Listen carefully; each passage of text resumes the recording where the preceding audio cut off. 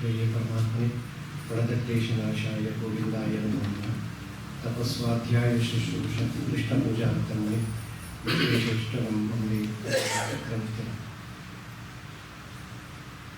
ಅಖಿಲ ಭಾರತ ಮಾತೃ ಮಹಾಮಂಡಲದ ಆಶ್ರಯದಲ್ಲಿ ಸುಮಾರು ವರ್ಷಗಳ ಕಾಲ ಸರ್ವಮೂಲ ಗ್ರಂಥಗಳ ಪರಿಚಯಾತ್ಮಕ ಒಂದು ಕಾರ್ಯಕ್ರಮ ನಡೀತಾ ಬಂದಿದ್ದು, ಈ ದಿವಸ ಬ್ರಹ್ಮಸೂತ್ರದ ಭಾಷೆಯ ಬಗ್ಗೆ ಸಂಕ್ಷಿಪ್ತ ಪರಿಚಯ ಮಾಡಿಕೊಡಲು ಪಂಡಿತರಾದಂಥ ಸತ್ಯನಾರಾಯಣಾಚಾರ್ಯರು ಆಗಮಿಸಿದ್ದಾರೆ. ಅವರಿಗೆ ಮಂಡಳದ ಪರವಾಗಿ ಹಾಗೂ ತಮ್ಮೆಲ್ಲರ ಪರವಾಗಿ ಹೃತ್ಪೂರ್ವಕ ಪ್ರಣಾಮಪೂರ್ವಕ ಸ್ವಾಗತವನ್ನು ವಹಿಸಿ ಇವತ್ತಿನ ಕಾರ್ಯಕ್ರಮವನ್ನು ನಡೆಸಿಕೊಡಬೇಕಾಗಿ ವಿನಂತಿಸಿಕೊಳ್ತೇನೆ. ಸ್ವಲ್ಪ ನಾವು ಕಮ್ಯುನಿಕೇಷನ್ ಗ್ಯಾಪ್ ಆಗಿ ಸ್ವಲ್ಪ ತೊಂದರೆ ಆಗಿತ್ತು. 17ನೇ ತಾರೀಕು ಇಲ್ಲ ಅಂತ ಹೇಳಿದ್ರು, ಆಮೇಲೆ ಮತ್ತೆ ಅದನ್ನು ಯಾವುದೋ ರೂಪದಿಂದಾಗಿ ಕ್ಷಮೆ ಯಾಚಿಸ್ತೇನೆ ಆಚಾರ್ಯರಿಗೆ.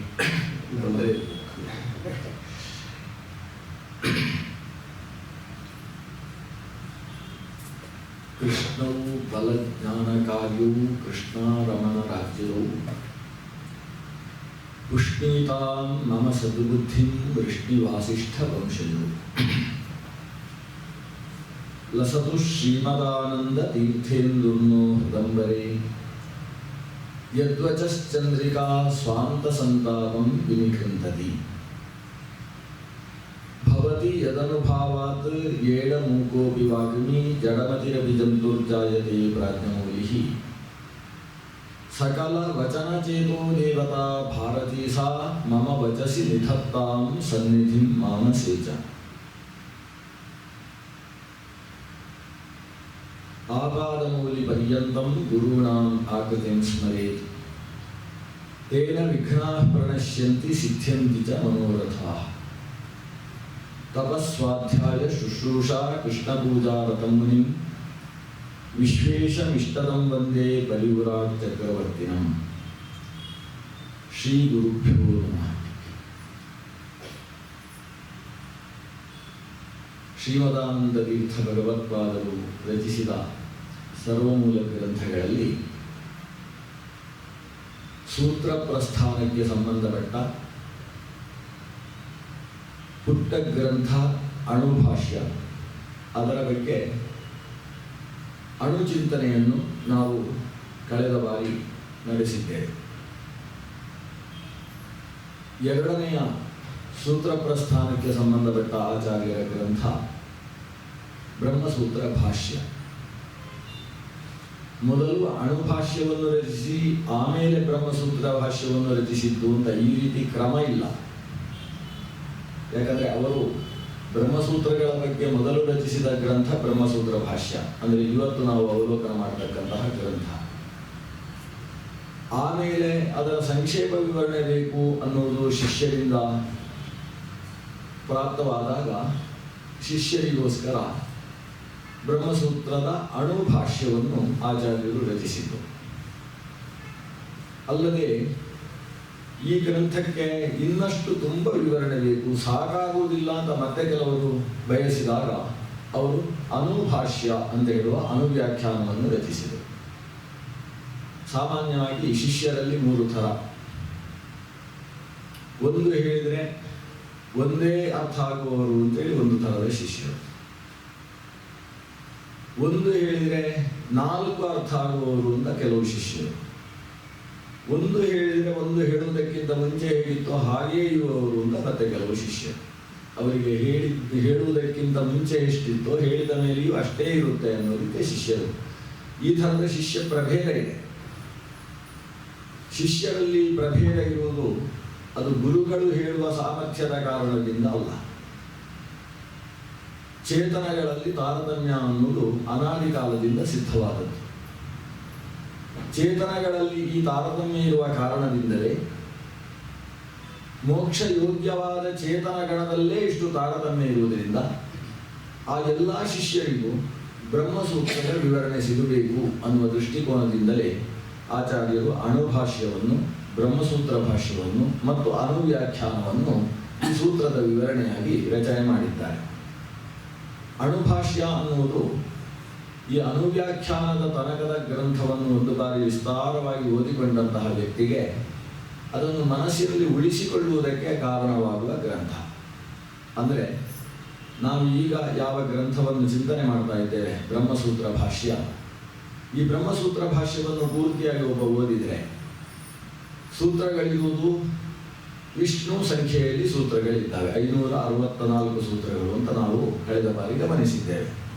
ಈ 564 ಸೂತ್ರಗಳ ಅರ್ಥ ವಿವರಣೆಯನ್ನು ಆಚಾರ್ಯರು ತಮ್ಮ ಭಾಷ್ಯದಲ್ಲಿ ಕೊಟ್ಟ ಕ್ರಮದಲ್ಲಿ ಯಾರು ಚೆನ್ನಾಗಿ ಗ್ರಹಣ ಮಾಡಿದ್ದಾನೆ, ಅದರಲ್ಲಿ ಮತ್ತೆ ಬರಬಹುದಾದ ಸಂಶಯಗಳನ್ನು ಅನುವ್ಯಾಖ್ಯಾನದ ಮೂಲಕ ಪರಿಹರಿಸಿಕೊಂಡಿದ್ದಾನೆ, ಅಂತಹ ವ್ಯಕ್ತಿ ಅಷ್ಟೂ ಬ್ರಹ್ಮಸೂತ್ರದ ರಸವನ್ನು ತನ್ನ ಶಿರಸ್ಸಿನಲ್ಲೇ ದೀರ್ಘಕಾಲದ ತನಕ ಇಟ್ಟುಕೊಳ್ಳಬೇಕು.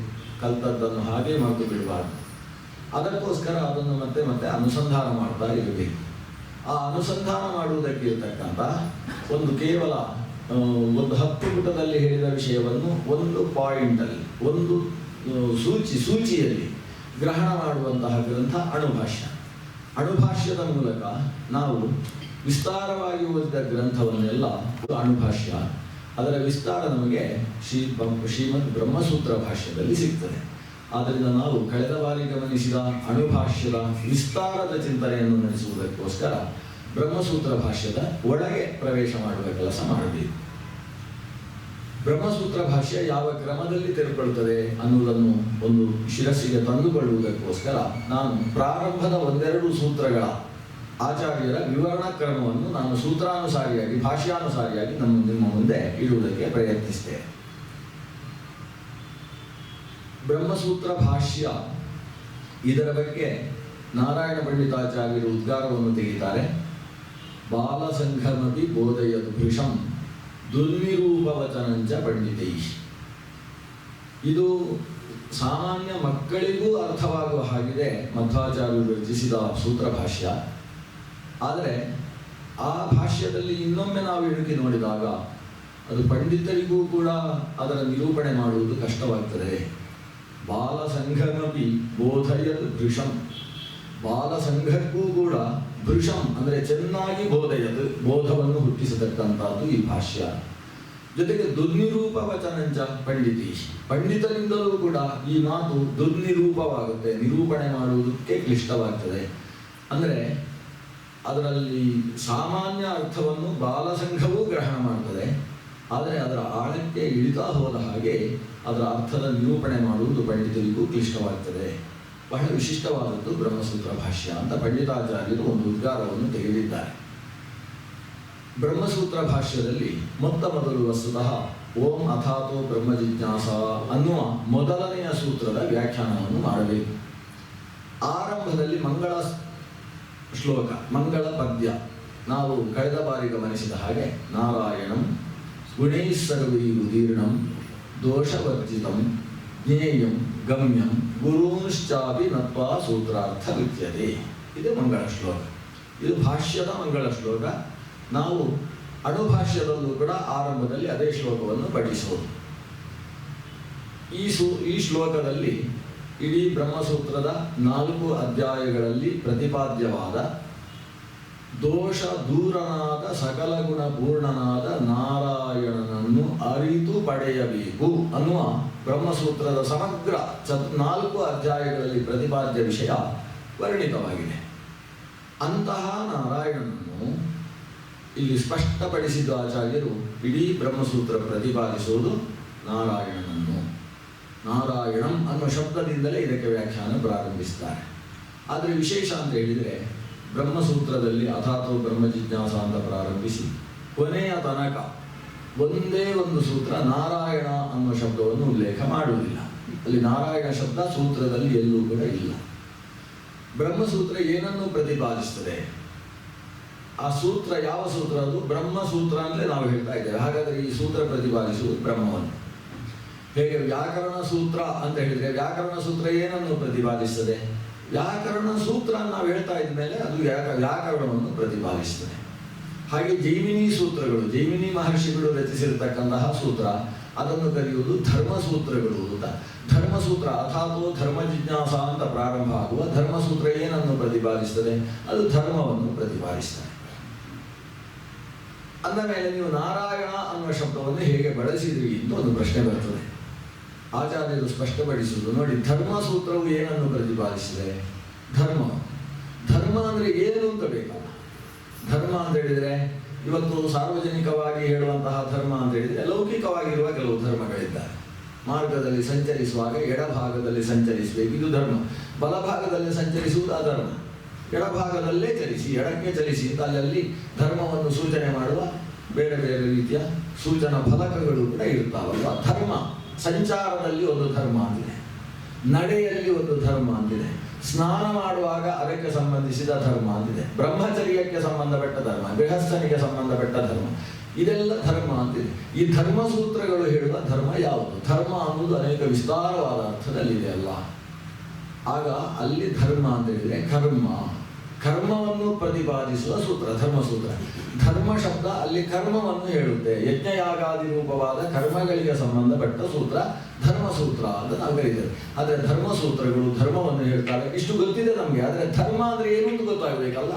ಆ ಧರ್ಮದ ವಿವರಣೆಯನ್ನು ಅದನ್ನು ಜೈಮಿನಿ ಸೂತ್ರಕ್ಕೆ ಭಾಷ್ಯವನ್ನು ಬರೆದಂತಹ ಶಬರ ಮಹರ್ಷಿಗಳೇ, ಶಬರ ಮುನಿಯೇ ಮೊದಲಾದವರು ಭಾಷ್ಯದಲ್ಲಿ ಅದನ್ನು ನಿರೂಪಣೆ ಮಾಡಿದ್ದಾರೆ. ಹಾಗೆಯೇ ಬ್ರಹ್ಮಸೂತ್ರಗಳು ಏನನ್ನು ಹೇಳ್ತವೆ? ಬ್ರಹ್ಮವನ್ನು ಹೇಳ್ತವೆ, ಅದು ಸ್ಪಷ್ಟ. ಹಾಗಾದರೆ ಅದು ಬ್ರಹ್ಮಕಾಂಡ, ಅದು ಕರ್ಮಕಾಂಡ ಅಂತ. ಧರ್ಮಸೂತ್ರಗಳು ಧರ್ಮವನ್ನು ಹೇಳ್ತವೆ, ಅಂದರೆ ಕರ್ಮವನ್ನು ಹೇಳ್ತವೆ. ಬ್ರಹ್ಮಸೂತ್ರಗಳು ಬ್ರಹ್ಮವನ್ನು ಹೇಳ್ತವೆ. ಆ ಬ್ರಹ್ಮ ಯಾವುದು ಅಂತ ಪ್ರಶ್ನೆ. ಬ್ರಹ್ಮ ಅಂತ ನಕಾರಾಂತವಾದ ಒಂದು ಶಬ್ದ ಇದೆ, ಪುಲ್ಲಿಂಗದ ಶಬ್ದ. ಬ್ರಹ್ಮ, ಬ್ರಹ್ಮಾಣು, ಬ್ರಹ್ಮಾಣ ಅಂತ ನಡೆಯುವ ಒಂದು ಪುಲ್ಲಿಂಗದ ಶಬ್ದ ಇದೆ. ನಪುಂಸಕಲಿಂಗದಲ್ಲಿ ನಕಾರಾಂತವಾದ ಶಬ್ದವೇ ಬ್ರಹ್ಮ, ಬ್ರಹ್ಮಣಿ, ಬ್ರಹ್ಮಾಣಿ ಅಂತ ನಡೆಯುವ ಮತ್ತೊಂದು ಶಬ್ದ ಇದೆ. ಈ ಬ್ರಹ್ಮ ಎಂಬ ನಪುಂಸಕಲಿಂಗದ, ಬ್ರಹ್ಮ ಅಂತ ಕರೆಯುವ ಪುಲ್ಲಿಂಗದ ಶಬ್ದಗಳು ಎರಡೂ ಕೂಡ ಭಗವಂತ ನಾರಾಯಣನನ್ನು ಹೇಳ್ತಾವೆ ಅನ್ನೋದರಲ್ಲಿ ಸಂಶಯ ಇಲ್ಲ. ಯಾಕಂದರೆ ವಿಷ್ಣು ಸಹಸ್ರನಾಮದಲ್ಲಿ ಬ್ರಹ್ಮ ಬ್ರಹ್ಮ ಬ್ರಹ್ಮ ಬ್ರಹ್ಮ ವಿವರ್ಧನ ಎಂಬಲ್ಲಿ ಬ್ರಹ್ಮ ಬ್ರಹ್ಮ ಬ್ರಹ್ಮ ವಿವರ್ಧನ. ಬ್ರಹ್ಮ ಅನ್ನುವುದು ನಕಾರಾಂತವಾದ ಪುಲ್ಲಿಂಗದ ಶಬ್ದ, ಬ್ರಹ್ಮ ಅನ್ನುವುದು ನಕಾರಾಂತ ನಪುಂಸಕಲಿಂಗದ ಶಬ್ದ. ಎರಡೂ ಶಬ್ದವೂ ಕೂಡ ಪರಬ್ರಹ್ಮ ನಾರಾಯಣನನ್ನು ಹೇಳ್ತದೆ ಅಂತ ವಿಷ್ಣು ಸಹಸ್ರನಾಮ ಸ್ಪಷ್ಟಪಡಿಸ್ತದೆ. ಹಾಗಿದ್ದು ಲೋಕದಲ್ಲಿ ನಾವು ವ್ಯವಹಾರ ಮಾಡುವಾಗ ನಮ್ಮ ಒಂದು ವ್ಯವಸ್ಥೆಗೋಸ್ಕರ ಮಾಡಿಕೊಂಡಿರುವುದೇನು ಅಂದರೆ, ಪುಲ್ಲಿಂಗದ ಬ್ರಹ್ಮ ಶಬ್ದ ಬಳಸಿದರೆ ಅದು ಚತುರ್ಮುಖ ಬ್ರಹ್ಮನನ್ನು ಹೇಳುವ ಶಬ್ದ. ನಪುಂಸಕಲಿಂಗದ ಶಬ್ದ ಬಳಸಿದರೆ ಅದು ನಾರಾಯಣನನ್ನು, ಜಗತ್ ಸೃಷ್ಟಿಗೆ ಮೂಲ ಅಂದರೆ ಚತುರ್ಮುಖ ಬ್ರಹ್ಮನಿಗೂ ಯಾರು ಜನಕನೋ ಅವನನ್ನು ಹೇಳ್ತಕ್ಕಂತಹ ಶಬ್ದ. ಇದು ಲೋಕದಲ್ಲಿ ನಾವು ವ್ಯವಹಾರಕ್ಕೋಸ್ಕರ ವ್ಯವಸ್ಥೆ ಮಾಡಿಕೊಂಡದ್ದು. ಆದರೆ ಉಪನಿಷತ್ತುಗಳು, ಪುರಾಣಗಳು ಈ ಎರಡೂ ಶಬ್ದವನ್ನು ಜಗತ್ತಿನ ಮೂಲ ಸೃಷ್ಟಿಗೆ ಕಾರಣನಾದ ಅಂದರೆ ಚತುರ್ಮುಖ ಬ್ರಹ್ಮನ ಉತ್ಪತ್ತಿಗೂ ಕಾರಣನಾದಂತಹ ಪರತತ್ವವನ್ನು ಕುರಿತು ಈ ಶಬ್ದವನ್ನು ಬಳಸುತ್ತೆ. ಆ ಪರತತ್ವ ಅದು ನಾರಾಯಣ ಅಂತ ಮಧ್ವಾಚಾರ್ಯರು ಬ್ರಹ್ಮಸೂತ್ರದ ಸಮಗ್ರ ಭಾಷ್ಯದ ಮೂಲಕ ನಿರ್ಧಾರ ಮಾಡ್ತಾರೆ. ಯಾಕಂದರೆ ಎಲ್ಲಕ್ಕೂ ಮೂಲ ಕಾರಣವಾದ ಪರತತ್ವ ಯಾವುದು ಅಂತ ಒಂದು ಜಿಜ್ಞಾಸೆ. ಆ ಪರತತ್ವವನ್ನು ಕೆಲವರು ಶಿವ, ಶಂಕರ ಅನ್ನುವ ಶಬ್ದದಿಂದ ವ್ಯವಹಾರ ಮಾಡಿದರೆ, ಕೆಲವರು ಶ್ರೀಮನ್ನಾರಾಯಣ ಅಂತ ಹೇಳ್ತಾರೆ, ಇನ್ನೂ ಕೆಲವರು ಚತುರ್ಮುಖ ಬ್ರಹ್ಮ ಅಂತ ಹೇಳ್ತಾರೆ. ಹೀಗೆ ಸೃಷ್ಟಿಗೆ ಮೂಲ ಕಾರಣವಾದಂತಹ ಪರಬ್ರಹ್ಮ ಯಾವುದು ಅನ್ನುವುದರ ಬಗ್ಗೆ ನಮ್ಮ ಶಾಸ್ತ್ರ ಪ್ರಪಂಚದಲ್ಲಿ ವೈದಿಕ ಸಿದ್ಧಾಂತದಲ್ಲಿ ಒಂದು ರೀತಿಯಲ್ಲಿ ಚರ್ಚೆ ಇದೆ. ಅದರಲ್ಲಿ ಶ್ರೀ ಶಂಕರಾಚಾರ್ಯರು ಆ ಮೂಲ ತತ್ವವನ್ನು ತಾವು ನಾರಾಯಣ ಅನ್ನುವುದನ್ನು ಉಲ್ಲೇಖ ಮಾಡಿದ್ದಾರೆ. ಎಲ್ಲ ಮೂಲ ತತ್ವವನ್ನು ನಾರಾಯಣ. ವಸ್ತುತಃ ಅಥಾತೋ ಬ್ರಹ್ಮ ಜಿಜ್ಞಾಸ ಅನ್ನುವ ಸೂತ್ರದಲ್ಲಿ ಬ್ರಹ್ಮ ಶಬ್ದ ಅಂತ ಹೇಳಿದರೆ ಅದು ವಿಷ್ಣುವನ್ನು ಹೇಳ್ತದೆ, ನಾರಾಯಣನನ್ನು ಹೇಳ್ತದೆ ಅನ್ನುವುದನ್ನು ಅವರು ಉಲ್ಲೇಖ ಮಾಡಲಿಲ್ಲ. ಅದನ್ನು ಪರಬ್ರಹ್ಮ ಅಂತ, ನಿರ್ಗುಣ ಬ್ರಹ್ಮ ಸಗುಣ ಬ್ರಹ್ಮ ಅಂತ ಬ್ರಹ್ಮದಲ್ಲಿ ಎರಡು ವಿಭಾಗವನ್ನು ಮಾಡಿ ಒಂದು ಪರಬ್ರಹ್ಮ ಅನ್ನುವ ಶಬ್ದದಿಂದ ಅವರು ಉಲ್ಲೇಖ ಮಾಡಿದ್ದಾರೆ. ಆ ಪರಬ್ರಹ್ಮವು ಭಗವದ್ಗೀತೆಯನ್ನು ಉಪದೇಶ ಮಾಡಿದಂತಹ ತತ್ವ ಅನ್ನುವುದನ್ನು ಶಂಕರರು ಅಂಗೀಕರಿಸ್ತಾರೆ. ಆ ಭಗವದ್ಗೀತೆಯನ್ನು ಉಪದೇಶ ಮಾಡಿರತಕ್ಕಂತಹ ಪರಬ್ರಹ್ಮ ತತ್ವ ಏನಿದೆ, ಆ ತತ್ವವೇ ಪುರುಷೋತ್ತಮ ಯೋಗದಲ್ಲಿ ಕೊನೆಗೆ ದ್ವಾವಿಮೋ ಪುರುಷೋ ಲೋಕೆ ಎಂದು ಹೇಳಿರತಕ್ಕಂತಹ ತತ್ವ ಅಂತ ಅಂಗೀಕರಿಸ್ತಾರೆ. ಇದನ್ನು ಸಮಗ್ರವನ್ನು ಅವಲೋಕಿಸಿದರೆ ಶಂಕರಾಚಾರ್ಯರು ಕೂಡ ನಾರಾಯಣ ತತ್ವವನ್ನು ಅಂಗೀಕರಿಸಿದ್ದು ನಮಗೆ ಗೋಚರಿಸ್ತದೆ.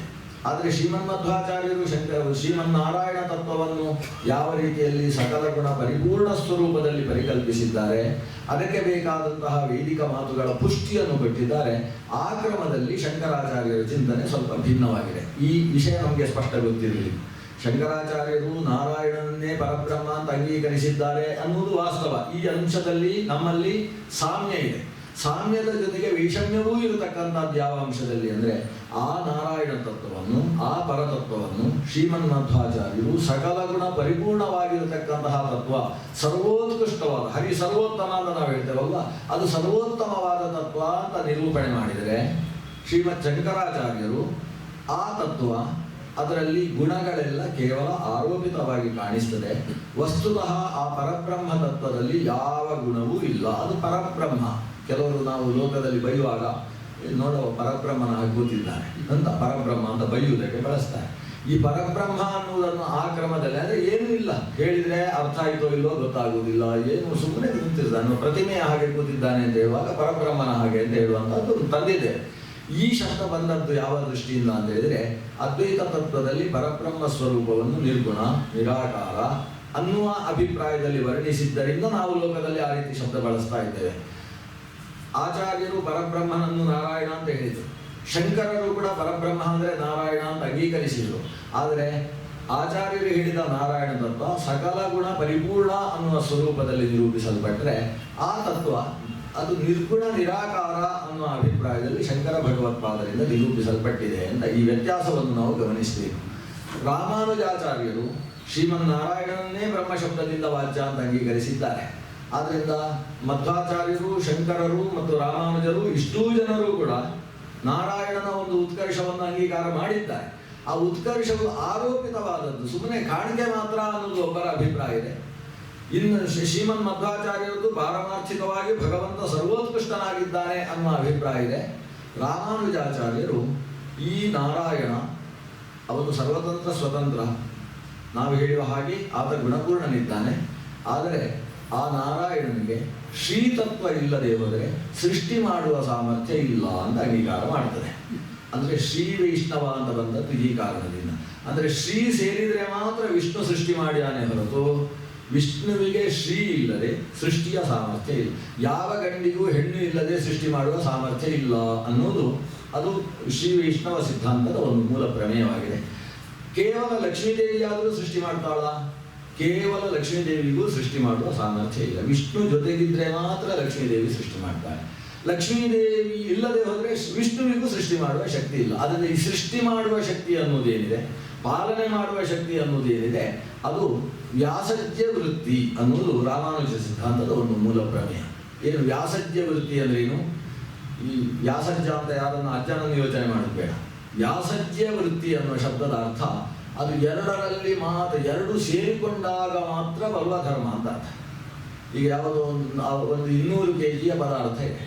ಆ 200 kg ಒಂದು ಗೋಣಿಯನ್ನು ಎತ್ತಿ ಆ ಕುರ್ಚಿಯ ಮೇಲೆ ಇಡಬೇಕು ಅಂತಾದರೆ ನನ್ನಿಂದ ಆಗುವುದಿಲ್ಲ. ಯಾಕಂದರೆ ನಾನು 100-110 kg ಎತ್ತಿ ಅಷ್ಟು ಎತ್ತರದಲ್ಲಿ ಇಡಬಲ್ಲೆ. ಇನ್ನೊಬ್ಬ ನನ್ನ ತಮ್ಮ ಇದ್ದಾನೆ, ಅವನು ಕೂಡ 100-110 kg ಪದಾರ್ಥವನ್ನು ಎತ್ತಿ ಮೇಲೆ ಇಡಬಲ್ಲ. ಈಗ ಅದನ್ನು ಎತ್ತಿ ಇಡಬೇಕಾದ್ರೆ ಏನು ಮಾಡಬೇಕು? ನಾನು ಮತ್ತು ನನ್ನ ತಮ್ಮ ಸೇರಬೇಕು. ನಾನು ಈ ಕಡೆ ಹಿಡ್ಕೊಳ್ಬೇಕು, ಅವನು ಆ ಕಡೆ ಹಿಡ್ಕೊಳ್ಬೇಕು. ಇಬ್ಬರು ಸೇರಿ ಒಂದು ಸಲ ಹಾ ಹಾ ಹಾ ಅಂತ ಹೇಳಿ 3ನೇ ಬಾರಿ ಎತ್ತೆ ಭಟ್ಟದ ಮೇಲೆ ಇಡ್ತೇವೆ. ಈಗ ಅದನ್ನು ಇಟ್ಟದ್ದು ಯಾರು ಅಂತ ಪ್ರಶ್ನೆ. ನಾನು ಅಂತ ನಾನು ಹೇಳಿದರೆ ನಾನು ಮಾತ್ರ ಅದನ್ನು ಎತ್ತಿಡುವುದಕ್ಕೆ ಸಾಧ್ಯ ಉಂಟು? ಸಾಧ್ಯ ಇಲ್ಲ. ಅವನು ಎತ್ತಿಡುವುದಕ್ಕೆ ಸಾಧ್ಯ ಇಲ್ಲ. ಮತ್ತೆ ಎತ್ತಿಟ್ಟದ್ದು ಯಾರು? ಆ ಎತ್ತಿಡುವಿಕೆ ಅನ್ನುವ ಧರ್ಮ ವ್ಯಾಸಜ್ಯ ವೃತ್ತಿ. ಕೇವಲ ನನ್ನಲ್ಲಿ ಒಬ್ಬನಲ್ಲೂ ಇಲ್ಲ, ಕೇವಲ ಅವನಲ್ಲಿ ಒಬ್ಬನಲ್ಲೂ ಇಲ್ಲ, ಇಬ್ಬರಲ್ಲಿ ಸೇರಿಯೇ ಇರತಕ್ಕಂತಹ ಧರ್ಮ ಅದು ಅಂತ. ಹಾಗೆ ಜಗತ್ತಿನ ಸೃಷ್ಟಿಯನ್ನು ಮಾಡತಕ್ಕಂತಹ ಸಾಮರ್ಥ್ಯ ಅನ್ನುವ ಏನು ಧರ್ಮ ಇದೆ, ಇದು ಶ್ರೀ ಮತ್ತು ವಿಷ್ಣುವಿನಲ್ಲಿ ಜೊತೆಗೇ ಇರುವಂತಹದ್ದು ಅನ್ನೋ ಅಭಿಪ್ರಾಯದಲ್ಲಿ ಈ ಸೂತ್ರಗಳನ್ನು ವರ್ಣನೆ ಮಾಡಿರತಕ್ಕಂತಹ ವಿವರಣೆಯನ್ನು ನಾವು ರಾಮಾನುಜ ಸಿದ್ಧಾಂತ, ಶ್ರೀಮದ್ ರಾಮಾನುಜರ ಶ್ರೀಭಾಷ್ಯ, ಬ್ರಹ್ಮಸೂತ್ರಕ್ಕೆ ರಚಿಸಿದ ರಾಮಾನುಜ ಭಾಷ್ಯವನ್ನು ಶ್ರೀಭಾಷ್ಯ ಅಂತ ಕರೀತಾರೆ. ಅದರಿಂದ ಶ್ರೀಗೆ ಅಲ್ಲಿ ಪ್ರಾಧಾನ್ಯ ಆ ಭಾಷ್ಯದಲ್ಲಿ ಕಾಣ್ತೇವೆ. ಆಚಾರ್ಯರು ರಚಿಸಿದ ಭಾಷ್ಯ ಅದು ಆರಂಭ ಎಲ್ಲಿಂದ ಆಗ್ತದೆ? ನಾರಾಯಣಂ ಅಂತ ಆರಂಭಿಸಿದ್ದರಿಂದ ಸಮಗ್ರ ಸೂತ್ರವು ನಾರಾಯಣನ ಬಗ್ಗೆ ಹೇಳಿ ಹೊರಟಿದೆ ಅನ್ನೋದು ನಮಗೆ ಸ್ಪಷ್ಟವಾಯಿತು. ಆದರೆ ಇದು ಯಾವಾಗ ನಿರ್ಧಾರವಾಗ್ತದೆ? ಮೊದಲನೆಯ ಸೂತ್ರದಲ್ಲಿ ಬ್ರಹ್ಮ ಅನ್ನುವ ಶಬ್ದವು ನಾರಾಯಣನನ್ನೇ ಹೇಳ್ತದೆ ಅನ್ನುವುದನ್ನು ನಿರ್ಧರಿಸಿದಾಗ ಸರಿ ಹೋಗ್ತದೆ. ಅದನ್ನು ನಿರ್ಧರಿಸುವ ಕೆಲಸಕ್ಕೋಸ್ಕರ ಈ ಪುಸ್ತಕದಲ್ಲಿ 4 ಪುಟದಷ್ಟು ಭಾಷ್ಯವನ್ನು ಶ್ರೀಮನ್ ಮಧ್ವಾಚಾರ್ಯರು ರಚಿಸಿದ್ದಾರೆ. ವಸ್ತುತಃ ಬ್ರಹ್ಮಶಬ್ದಸ್ತು ವಿಷ್ಣಾವೇವ ಅನ್ನೋದು ಬ್ರಹ್ಮಸೂತ್ರದ ಭಾಷ್ಯದ ಆಚಾರ್ಯರ ಒಂದು ಪ್ರಮುಖವಾದ ಶಬ್ದ. ಬ್ರಹ್ಮಶಬ್ದಸ್ತು ವಿಷ್ಣಾವೇವ, ಬ್ರಹ್ಮ ಎಂಬ ಶಬ್ದ ಅದು ವಿಷ್ಣುವಿನಲ್ಲೇ ಬಳಸಲ್ಪಡುವಂತಹದ್ದು. ಅದರ ಉಪಪಾದನೆಗೋಸ್ಕರ ಬಹಳ ವಿಸ್ತಾರವಾದ ಮಾತುಗಳು ಮಧ್ವ ಭಾಷ್ಯದಲ್ಲಿದೆ. ಆರಂಭ ಆಗುವುದು ನತ್ವಾ ಸೂತ್ರಾರ್ಥ ಉಚ್ಯತೆ, ಆ ನಾರಾಯಣನನ್ನು ನಮಿಸಿ, ಆಮೇಲೆ ಗುರುನುಶ್ಚಾಪಿ, ಎಂತಹ ನಾರಾಯಣ? ಗುರುವೂ ಆಗಿರತಕ್ಕಂತಹ ನಾರಾಯಣ, ಅಂದರೆ ವೇದವ್ಯಾಸ ರೂಪಿಯಾದಂತಹ ನಾರಾಯಣ. ಆ ವೇದವ್ಯಾಸ ರೂಪಿಯಾದ ನಾರಾಯಣನನ್ನೂ ನಾನು ನಮಿಸಿ, ಆಮೇಲೆ ಸೂತ್ರಾರ್ಥ ಉಚ್ಯತೆ. ಸೂತ್ರಾರ್ಥ ಉಚ್ಯತೆ ಅಂದರೆ ಅರ್ಥ ಏನು? ನಾನು ಸೂತ್ರದ್ದೇ ಅರ್ಥ ಹೇಳ್ತೇನೆ ಅಂತ.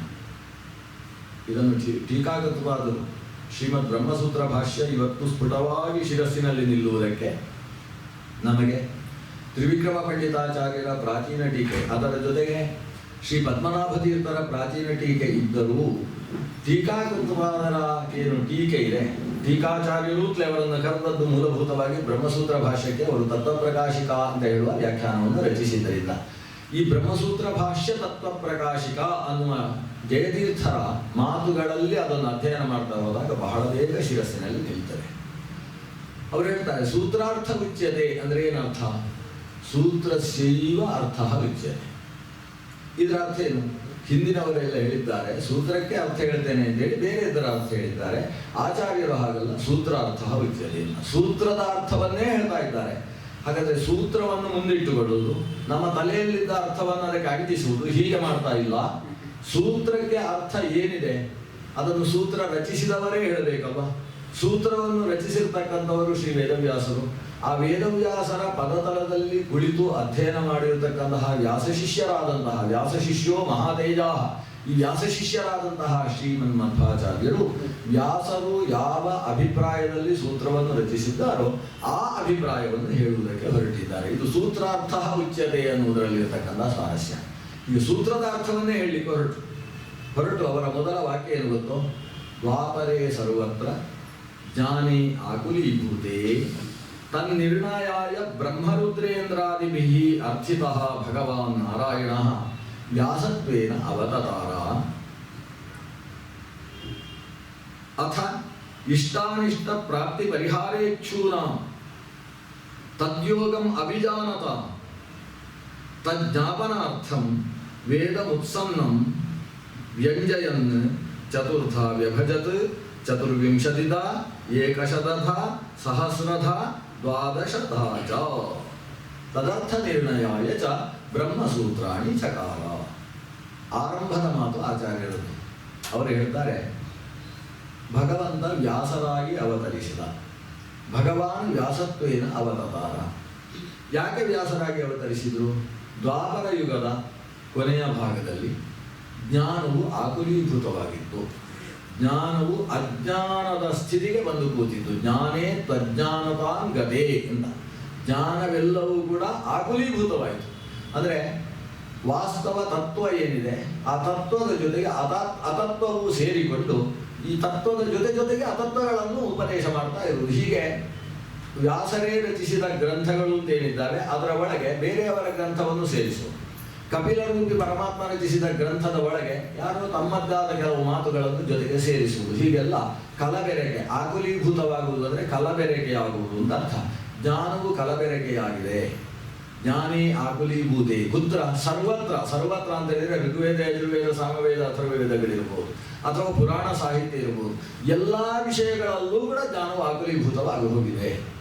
ಇಂತಹ ಸಂದರ್ಭದಲ್ಲಿ ಬ್ರಹ್ಮರುದ್ರಾದಿ ದೇವತೆಗಳು ಭಗವಂತನನ್ನು ಒಂದು ಪ್ರಾರ್ಥಿಸಿದರು. ಭಗವಂತ, ಲೋಕದಲ್ಲಿ ಜ್ಞಾನ ಆಕುಲೀಭೂತವಾಗಿದೆ, ಲೋಕದಲ್ಲಿ ಭಗವಂತನನ್ನು ಕಾಣುವುದಕ್ಕೆ ಮಾರ್ಗ ಯಾವುದು ಅಂತ ಸಜ್ಜನ ಸಮುದಾಯ ಉಪದೇಶವನ್ನು ಹೇಳುವಂತಹ ಸರಿಯಾದ ಮಾರ್ಗ ಇಲ್ಲದೆ, ಉಪದೇಶಕರಾದ ವ್ಯಕ್ತಿಗಳು ಇಲ್ಲದೆ, ಉಪದೇಶಿಸುವವರಿಗೆ ಸರಿಯಾದ ಆ ಗ್ರಂಥಗಳಿಲ್ಲದೆ ಕಷ್ಟಪಡ್ತಾ ಇದ್ದಾರೆ. ಆದ್ದರಿಂದ ಜ್ಞಾನವನ್ನು ವ್ಯವಸ್ಥೆ ಮಾಡುವುದಕ್ಕೆ ನೀನು ಜ್ಞಾನ ಭಾಸ್ಕರನಾಗಿ ಅವತರಿಸಬೇಕು ಅಂತ ಲೋಕದ ಜನರ ಮೇಲೆ ಕೃಪಾಳುಗಳಾದಂತಹ ಬ್ರಹ್ಮರುದ್ರಾದಿಗಳು ಪ್ರಾರ್ಥಿಸಿದರು. ಅವರ ಪ್ರಾರ್ಥನೆಯನ್ನು ಅನುಸರಿಸಿ ಭಗವಂತ ಸತ್ಯವತಿ ಪರಾಶರರಲ್ಲಿ ವ್ಯಾಸರಾಗಿ ಅವತರಿಸಿದ. ವ್ಯಾಸತ್ವೇನ ಅವತಾರ ಅಂದರೆ ಬ್ರಹ್ಮಸೂತ್ರ ಭಾಷ್ಯಕ್ಕೆ ಹೊರಟಂತಹ ಭಾಷ್ಯಕಾರರು ಮೊದಲು ವ್ಯಾಸರ ಬಗ್ಗೆ ಮಾತು ಹೇಳ್ತಾರೆ. ಉಳಿದ ಭಾಷ್ಯಕಾರರು ವ್ಯಾಸರ ಬಗ್ಗೆ ಮಾತಾಡುವುದಿಲ್ಲ. ನೋಡಿ, ಇವರು ವ್ಯಾಸರ ಬಗ್ಗೆ ಮಾತು ಆರಂಭದಲ್ಲಿ. ಕಾರಣ ಏನು ಅಂತ ಹೇಳಿದರೆ, ಈ ಬ್ರಹ್ಮಸೂತ್ರಕ್ಕೆ ಭಾಷ್ಯವನ್ನು ರಚಿಸುವಾಗ ಬ್ರಹ್ಮಸೂತ್ರವನ್ನು ಕೊಟ್ಟಂತಹ ವ್ಯಕ್ತಿ ನಮಗೆ ಗುರುಗಳ ಸ್ಥಾನದಲ್ಲಿರತಕ್ಕಂಥವರು. ಅವರು ಯಾರು ಅನ್ನುವುದು ನಿರ್ಣಯವಾದಾಗ ಬ್ರಹ್ಮಸೂತ್ರದ ಪ್ರಾಮಾಣ್ಯ ಗಟ್ಟಿ ಎನ್ನುವುದು ನಿಲ್ತದೆ. ಅದನ್ನು ಹೇಳಿರತಕ್ಕಂತಹ ವ್ಯಾಸ ಅನ್ನೋ ಶಬ್ದದಿಂದ ಹೇಳಲ್ಪಡ್ತಕ್ಕಂಥ ವ್ಯಕ್ತಿ ಒಂದು ಸಾಮಾನ್ಯ ಋಷಿ ಅಷ್ಟೇ ಅಂತ ಆಗಿದ್ದ ಪಕ್ಷದಲ್ಲಿ ಆ ಬ್ರಹ್ಮಸೂತ್ರದ ಪ್ರಾಮಾಣ್ಯದಲ್ಲಿ ಒಂದು ಭಾರ ಬರುವುದಿಲ್ಲ. ಮಹತ್ ಪ್ರಾಮಾಣ್ಯಂ ತ್ರಿವಿಧಂ ಮಹತ್. ಈ ಬ್ರಹ್ಮಸೂತ್ರಕ್ಕೆ ಉತ್ಕೃಷ್ಟವಾದ ಪ್ರಾಮಾಣ್ಯ, ಅದನ್ನು ಪರವಿದ್ಯೆ ಅಂತ ಕಲಿಯುವಷ್ಟು ದೊಡ್ಡ ಪ್ರಾಮಾಣ್ಯ ಅದಕ್ಕೆ ಬರಬೇಕು ಅಂತಾದರೆ ಅದನ್ನು ರಚನೆ ಮಾಡಿರತಕ್ಕಂತಹ ವ್ಯಕ್ತಿ, ವೇದಾಂತ ಗ್ರಂಥವಾದ ಸೂತ್ರವನ್ನು ರಚನೆ ಮಾಡಿರತಕ್ಕಂತಹ ವ್ಯಕ್ತಿ ಸಾಕ್ಷಾತ್ ನಾರಾಯಣನಾಗಬೇಕು. ಅಂತಹ ನಾರಾಯಣನೇ ವ್ಯಾಸರಾಗಿ ಅವತರಿಸಿದ್ದಾರೆ ಅಂತ ಗ್ರಂಥ ಪ್ರಾರಂಭ ಮಾಡಿದರೆ ಅಷ್ಟೇ ಮಾಡುವುದಿಲ್ಲ, ನಾರಾಯಣನೇ ವ್ಯಾಸರಾಗಿ ಅವತರಿಸಿದ್ದಾರೆ ಅನ್ನುವುದಕ್ಕೆ ಅನೇಕ ಪ್ರಮಾಣಗಳನ್ನು ಆಚಾರ್ಯರು ಮುಂದಕ್ಕೆ ಕೊಡ್ತಾ ಹೋಗ್ತಾರೆ. ಹಾಗೆ ನಾರಾಯಣನೇ ವ್ಯಾಸರು ತಿಳಿದರೆ ದಶಾವತಾರಗಳಲ್ಲಿ ವ್ಯಾಸ ಅನ್ನುವ ರೂಪವನ್ನು ನಾವು ಹೇಳದೇ ಹೋದರೂ ಭಗವಂತನ 22 ಅವತಾರಗಳನ್ನು ಉಲ್ಲೇಖ ಮಾಡತಕ್ಕಂತಹ ಶ್ರೀಮದ್ ಭಾಗವತದ ಪ್ರಥಮ ಸ್ಕಂದ ವ್ಯಾಸರನ್ನು ಭಗವಂತನ ಅವತಾರ ಅಂತ ಉಲ್ಲೇಖಿಸಿದೆ. ಆದ್ದರಿಂದ ವ್ಯಾಸರು ಭಗವಂತನ ಅವತಾರ. ನಾವು ಇತರ ಭಾಷ್ಯಗಳನ್ನು ಗಮನಿಸಿದಾಗ ಒಂದು ಸಮಸ್ಯೆ ನಮಗೆ ಬರುವುದು, ವ್ಯಾಸರು ಭಗವಂತ ಹೌದೋ ಅಲ್ವೋ ಅಂತ ಒಂದು ಸಂಶಯ ನಮಗೆ ಬರ್ತದೆ. ಯಾಕೆ? ಇದನ್ನು ಇತರ ಭಾಷ್ಯವನ್ನು ಅವಲೋಕನೆ ಮಾಡಿದರೆ ಮಾತ್ರ ಬರುವುದಲ್ಲ, ಪುರಾಣವನ್ನು ಓದ್ತಾ ಹೋದರೂ ನಮಗೆ ಈ ಸಮಸ್ಯೆ ಬರ್ತದೆ. ಪುರಾಣದಲ್ಲಿ ವ್ಯಾಸ ಅಂತ ಹೇಳ್ತಕ್ಕಂಥ ಒಬ್ಬ ಸಾಮಾನ್ಯ ಮಹರ್ಷಿಯ ವರ್ಣನೆಯೂ ಕೂಡ ಪುರಾಣದಲ್ಲಿ, ವೇದವ್ಯಾಸರು ರಚಿಸಿದ ಪುರಾಣದಲ್ಲೇ ಇದೆ. ಹಾಗಾದರೆ ವ್ಯಾಸರು ಅಂತ ಹೇಳಿದರೆ ಯಾರು? ವೇದ ಚತುಷ್ಟಯ ಭಾಗ ಮಾಡಿದವರಲ್ಲ ವೇದವ್ಯಾಸರು. ವೇದ ಚತುಷ್ಟಯವನ್ನು ವಿಭಾಗ ಮಾಡಿಕೊಟ್ಟಂತಹ ವ್ಯಕ್ತಿ ಸಾಮಾನ್ಯ ಋಷಿ ಅಂತ ಹೇಳುವ ಮಾತು ಇದೆ, ಸಾಕ್ಷಾತ್ ಭಗವಂತ ಅಂತ ಹೇಳುವ ಮಾತು ಇದೆ. ಈಗ ಯಾವುದನ್ನು ನಾವು ನಿರ್ಧರಿಸಬೇಕು? ಅದಕ್ಕೆ ಶ್ರೀಮನ್ ಮಧ್ವಾಚಾರ್ಯರು ನಿರ್ಧರಿಸಿಬಿಟ್ಟದ್ದು ಏನು ಗೊತ್ತೋ, ಪ್ರತಿಯೊಂದು ದ್ವಾಪರದಲ್ಲೂ ಕೂಡ ಈ ರೀತಿ ಜ್ಞಾನವು ಆಕಲೀಕೃತವಾಗುತ್ತೆ. ಜ್ಞಾನದಲ್ಲಿ ಸ್ವಲ್ಪ ವ್ಯತ್ಯಾಸ ಆಗ್ತದೆ. ಜ್ಞಾನ ವ್ಯತ್ಯಾಸವಾದಾಗ ಇದನ್ನು ವಿಭಾಗ ಮಾಡುವುದಕ್ಕೆ, ವ್ಯವಸ್ಥೆ ಮಾಡುವುದಕ್ಕೆ ವ್ಯಾಸ ರೂಪ ಅಲ್ಲಿ ಬರ್ತದೆ. ಆ ವ್ಯಾಸರು ಕೆಲವೊಂದು ಸಮಯದಲ್ಲಿ ಸಾಕ್ಷಾತ್ ಭಗವಂತನೇ ವೇದವ್ಯಾಸರಾಗಿ ಬರ್ತಾರೆ, ಕೆಲವೊಂದು ಸಂದರ್ಭದಲ್ಲಿ ಬೇರೆಯವರು ಆ ಕೆಲಸವನ್ನು ಮಾಡ್ತಾರೆ. ಯಾರು ಆ ಕೆಲಸವನ್ನು ಮಾಡ್ತಾರೋ ಅವರಿಗೆ ವೇದವ್ಯಾಸ ಅಂತ ಹೆಸರು. ಅದು ಬೇರೆಯವರು ಮಾಡಿದರೆ ಅವರು ವೇದವ್ಯಾಸ, ನಾರಾಯಣನೇ ಮಾಡಿದರೆ ನಾರಾಯಣ ವೇದವ್ಯಾಸ. ಈಗ ನಡೀತಾ ಇರುವುದು ಯಾವ ಕಲಿಯುಗ? ವೈವಸ್ವತಮನ್ನಂತರದ 28ನೆಯ ಕಲಿಯುಗ, ಅಷ್ಟಾವಿಂಶತಿತಮೇ ಕಲಿಯುಗೆ ಅಂತ ನಾವು ಹೇಳ್ತೇವೆ. ಅಂದರೆ ಇದಕ್ಕಿಂತ ಹಿಂದೆ ಇದ್ದ ದ್ವಾಪರ ಯುಗ, ಭಗವಂತ ಶ್ರೀಕೃಷ್ಣ ಅವತರಿಸಿದ ಈಗಿನ ಮಹಾಭಾರತ ನಡೆದಂತಹ ಯುಗ, ಆ ದ್ವಾಪರ ಯುಗ ಅದೆಷ್ಟನೆದ್ದು? 28ನೆಯ ದ್ವಾಪರ ಯುಗ. ಈ 28ನೆಯ ದ್ವಾಪರದಲ್ಲಿ ಸಾಕ್ಷಾತ್ ನಾರಾಯಣನೇ ವೇದವ್ಯಾಸನಾಗಿ ಅವತರಿಸಿದ್ದಾನೆ. ಇದನ್ನು ಪುರಾಣದಲ್ಲಿ ವೇದವ್ಯಾಸರೇ ಹೇಳಿದ್ದಾರೆ. ತೃತೀಯೇ ಪಂಚಮೇ ಚೈವ ಷೋಡಶೇ ಪಂಚವಿಂಶತೇ ಅಷ್ಟಾವಿಂಶತಿಮೇ ಚೈವ ಸತ್ಯವತ್ಯಾಂ ಪರಾಶರಾತ್. ಸಾಕ್ಷಾತ್ ನಾರಾಯಣ ಇವತ್ತಿಗೆ 28ನೆದ್ದಲ್ವಾ? ಇದಕ್ಕಿಂತ ಹಿಂದೆ ತೃತೀಯೇ ಅಂದರೆ 3ನೇದ್ದಾದಂತಹ ದ್ವಾಪರದಲ್ಲಿ, ಪಂಚಮೇ ಚೈವ 5ನೇದ್ದಾದಂತಹ ದ್ವಾಪರದಲ್ಲಿ, ಷೋಡಶೆ 16ನೇದ್ದಾದಂತಹ ದ್ವಾಪರದಲ್ಲಿ, ಪಂಚವಿಂಶತೆ 25ನೆಯ ದ್ವಾಪರದಲ್ಲಿ ಮತ್ತು ಅಷ್ಟಾವಿಂಶತಿಮೇ ಅಂದರೆ 28ನೆಯ ದ್ವಾಪರದಲ್ಲಿ ಭಗವಂತನೇ ವ್ಯಾಸರಾಗಿ ಅವತರಿಸ್ತಾನೆ. ಉಳಿದ ಕಡೆಯಲ್ಲಿ ಹಾಗಾದರೆ 3ನೇದ್ರಲ್ಲಿ ಭಗವಂತ ಆಯಿತು, 4 ಸರಿ, 5ನೇದ್ದು ಸರಿ, 4ರಲ್ಲಿ ಯಾರು? ಅಥವಾ 1, 2ರಲ್ಲಿ ಯಾರು? ಎಲ್ಲ ಸಮಯದಲ್ಲೂ ಈ ಜ್ಞಾನ ಆಕುಲೀಭೂತವಾಗ್ತದಲ್ಲ, ಆವಾಗ ಅದನ್ನು ಸರಿಪಡಿಸುವುದಕ್ಕೆ ಯಾರು ಬಂದರು? ಆವಾಗಲೇ ವ್ಯಾಸರಿದ್ದಾರೆ. ಅದು ಭಗವಂತ ನಿಯಮಿಸಿದಂತಹ ವ್ಯಕ್ತಿ ಇರ್ತಾರೆ. ಈಗ ಇದು 28ನೆಯ ದ್ವಾಪರ. 28ನೆಯ ದ್ವಾಪರದಲ್ಲಿ ಸಾಕ್ಷಾತ್ ಭಗವಂತ ಈ ವ್ಯವಸ್ಥೆಯನ್ನು ಮಾಡಿದ. ಮುಂದೆ ದ್ವಾಪರ ಈಗ ಕಲಿಕಾಲ ಮುಗಿದು ಮತ್ತೆ ಕೃತ ತ್ರೇತ ದ್ವಾಪರದ ಹೊತ್ತಿಗೆ ಜ್ಞಾನ ಮತ್ತೆ ಆಕುಲೀಭೂತವಾಗ್ತದೆ. ಆವಾಗ ಇವತ್ತು ಯಾರು ದ್ರೋಣಸುತನಾದಂತಹ ಅಶ್ವತ್ಥಾಮಾಚಾರ್ಯ ಇದ್ದಾನೆ, ಅದೇ ಅಶ್ವತ್ಥಾಮಾಚಾರ್ಯ ಆವಾಗ ವೇದ ವಿಭಾಗವನ್ನು ಮಾಡ್ತಾರೆ. ಈ ವ್ಯಾಸರಿದ್ದಾರಲ್ಲ ಈಗಿನ ವ್ಯಾಸರು, ಅವರು ಆ ಹೊತ್ತಿಗೆ ಈ ಅಶ್ವತ್ಥಾಮನಿಗೆ ಪಾಠ ಹೇಳ್ತಕ್ಕಂಥ ಗುರುಗಳಾಗಿರ್ತಾರೆ. ಕೆಲಸ ಮಾಡುವುದು ಅಶ್ವತ್ಥಾಮಾಚಾರ್ಯ. ಆಗ ವೇದವ್ಯಾಸರು ಯಾರು? ಅಶ್ವತ್ಥಾಮಾಚಾರ್ಯರು ವೇದವ್ಯಾಸರು. ಅದಕ್ಕೋಸ್ಕರವೇ ಅಶ್ವತ್ಥಾಮಾಚಾರ್ಯರು ಚಿರಜೀವಿಗಳು. ಚಿರಜೀವಿ ಅಂದ್ರೇನು? ಅನೇಕ ಮನ್ವಂತರಗಳ ತನಕ ತಾವು ಇರತಕ್ಕಂಥವರು. ಮನ್ವಂತರ ಪರ್ಯಂತ ಇರತಕ್ಕಂಥವರು ಚಿರಜೀವಿಗಳಾಗ್ತಾರೆ, ಅನೇಕ ಮನ್ವಂತರಗಳಲ್ಲಿರುವವರು ಕೂಡ ಚಿರಜೀವಿಗಳಾಗ್ತಾರೆ. ಅಶ್ವತ್ಥಾಮ ಬಲಿರ್ವ್ಯಾಸೋ ಹನುಮಾನ್ಶ್ಚ ವಿಭೀಷಣ ಕೃಪ ಪರಶುರಾಮಶ್ಚ ಸಪ್ತೈತೆ ಚಿರಜೀವಿನಃ ಅನ್ನುವಲ್ಲಿ ಅಶ್ವತ್ಥಾಮರು ಜೊತೆಗೆ ವೇದವ್ಯಾಸರು ಚಿರಜೀವಿಗಳು. ವೇದವ್ಯಾಸರು ಮುಂದಿನ 29ನೇ ದ್ವಾಪರದಲ್ಲಿ ಇರ್ತಾರೆ, ಆದರೆ ಅವರು ವೇದ ವಿಭಾಗ ಮಾಡುವುದಿಲ್ಲ. ಈಗ ದ್ರೌಣಿರ್ ವ್ಯಾಸೋ ಭವಿಷ್ಯತಿ, ದ್ರೋಣಸುತನಾದಂತಹ ಅಶ್ವತ್ಥಾಮಾಚಾರ್ಯ ಮುಂದಿನ ವ್ಯಾಸರು ಆಗ್ತಾರೆ. ಹಾಗಾದ್ರೆ ವ್ಯಾಸರು ಯಾರು ಅಂತ ಕೇಳಿದ್ರೆ ನಾರಾಯಣನೇ ಅಂತ ನಾವು ಕೂಡ ಬಾಯ್ಬಿಟ್ಟು ಗಟ್ಟಿಯಾಗಿ ಹೇಳುವ ಹಾಗಿಲ್ಲ. ಮತ್ತೇನು, ಈಗ ಮಹಾಭಾರತ ಇದೆ ಅಲ್ಲ, ಈ ಮಹಾಭಾರತವನ್ನು ರಚಿಸಿದ ವ್ಯಾಸರು ಯಾರು ಅಂತ ಕೇಳಿದರೆ ನಾವು ಗಟ್ಟಿಯಾಗಿ ಘಂಟಾಘೋಷವಾಗಿ ಹೇಳಬೇಕು, ಅದು ಸಾಕ್ಷಾತ್ ನಾರಾಯಣನೇ. ಯಾಕಂದ್ರೆ ಈ ಮಹಾಭಾರತವನ್ನು ರಚಿಸಿದ್ದು 28ನೇ ದ್ವಾಪರದಲ್ಲಿ. 28ನೇ ದ್ವಾಪರದಲ್ಲಿ ಸಾಕ್ಷಾತ್ ಭಗವಂತನೇ ವೇದವ್ಯಾಸರಾಗಿ ಬಂದು ರಚಿಸಿದರು. ಕೋಕ್ಯನ್ಯ ಪುಂಡರೀಕಾಕ್ಷಾತ್ ಮಹಾಭಾರತ ಕೃತ ಭವೇತ್. ಆ ಭಗವಂತ ನಾರಾಯಣನನ್ನು ಬಿಟ್ಟು ಇನ್ಯಾರಪ್ಪ ಇಷ್ಟು ವಿಸ್ತಾರವಾದ ಮಹಾಭಾರತವನ್ನು ರಚಿಸುವುದಕ್ಕೆ ಸಾಧ್ಯ? ಆದರೆ ಇದನ್ನು ಶ್ರೀಮನ್ನಾರಾಯಣನೇ ರಚಿಸಿದರು. ಆದರೆ ವೇದ ವಿಭಾಗ ಅನ್ನುವ ವ್ಯವಸ್ಥೆಯನ್ನು ಈ ಬಾರಿ ನಡೆಸಿದ್ದು ಸಾಕ್ಷಾತ್ ನಾರಾಯಣನೇ. ಆದರೆ ಬೇರೆ ಬೇರೆ ಸಂದರ್ಭದಲ್ಲಿ ಬೇರೆ ಬೇರೆ ಋಷಿಗಳು ಆ ಕೆಲಸವನ್ನು ನಡೆಸ್ತಾರೆ.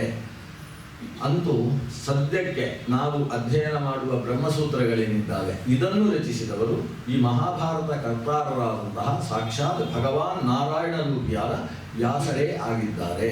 ಅದರಿಂದ ಭಗವಂತ ವ್ಯಾಸತ್ವೇನ ಅವತಾರ ಮಾಡಿರತಕ್ಕಂತಹ ಭಗವಂತ ಲೋಕದ ಜನರನ್ನು ನೋಡಿದರು. ಲೋಕದ ಜನರು ಹೇಗಿದ್ದಾರೆ ಅಂದರೆ ಇಷ್ಟಾನಿಷ್ಟ ಪ್ರಾಪ್ತಿ ಪರಿಹಾರೇಚ್ಛೂನಾಂ ತದ್ಯೋಗಂ ಅವಿಜಾನತಾಂ. ನಮ್ಮ ಸ್ವರೂಪವನ್ನು ಆಚಾರ್ಯ ಹೇಳ್ತಾರೆ, ನಾವೆಲ್ಲ ಎಂಥವರು ಅಂದರೆ ನಮಗೆ ಇಷ್ಟ ಪ್ರಾಪ್ತಿಯನ್ನು ಬಯಸಿದ್ದೇವೆ, ಅನಿಷ್ಟ ನಿವೃತ್ತಿಯನ್ನು ಬಯಸಿದ್ದೇವೆ. ಇಷ್ಟಾನಿಷ್ಟ ಪ್ರಾಪ್ತಿ ಪರಿಹಾರ ಇಚ್ಛುಗಳು ನಾವು. ಇಷ್ಟದ ಪ್ರಾಪ್ತಿ ಅನಿಷ್ಟದ ಪರಿಹಾರ ಇದನ್ನು ಇಚ್ಛಿಸತಕ್ಕಂಥವರು. ಆದರೆ ತದ್ಯೋಗಂ ಅವಿಜಾನತ, ಅದಕ್ಕೆ ಯೋಗ ಅಂದರೆ ಉಪಾಯ.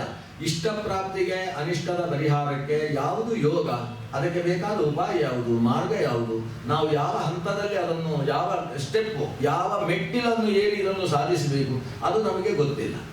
ಇಂಥದ್ದನ್ನು ನೋಡಿ, ತದ್ಯೋಗಂ ಅವಿಜಾನತಾಂ ತಜ್ಞಾಪನಾರ್ಥಂ, ನಮಗೆ ಅದರ ಉಪಾಯ ಗೊತ್ತಿಲ್ಲ, ತಿಳಿಸಿಕೊಡಬೇಕು.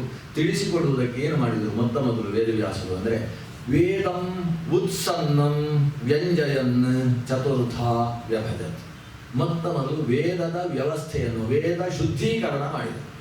ವೇದವನ್ನು ಶುದ್ಧೀಕರಿಸುವುದು ಅಂದರೆ ಏನು? ವೇದ ಅಶುದ್ಧವಾಗಿದ್ದ, ವೇದ ಉತ್ಸನ್ನವಾಗಿತ್ತು. ಉತ್ಸನ್ನ ಸಕಲ ವೇದ, ಎಲ್ಲ ವೇದವು ಉತ್ಸನ್ನವಾಗುವುದು ಅಂದ್ರೆ ಏನು? ಋಗ್ವೇದದಲ್ಲಿ ಯಜುರ್ವೇದ, ಯಜುರ್ವೇದದಲ್ಲಿ ಋಗ್ವೇದ, ಈ ವಿಷಯವನ್ನು ಹೇಳುವಾಗ ಇನ್ಯಾವುದೋ ವಿಷಯದ ವೇದ. ಈ ವೇದ ಅರ್ಥ ತಿಳಿಯದೇ ಓದುವವರಿಂದ ಆಗುವ ಅನಾಹುತ ಇದೆ.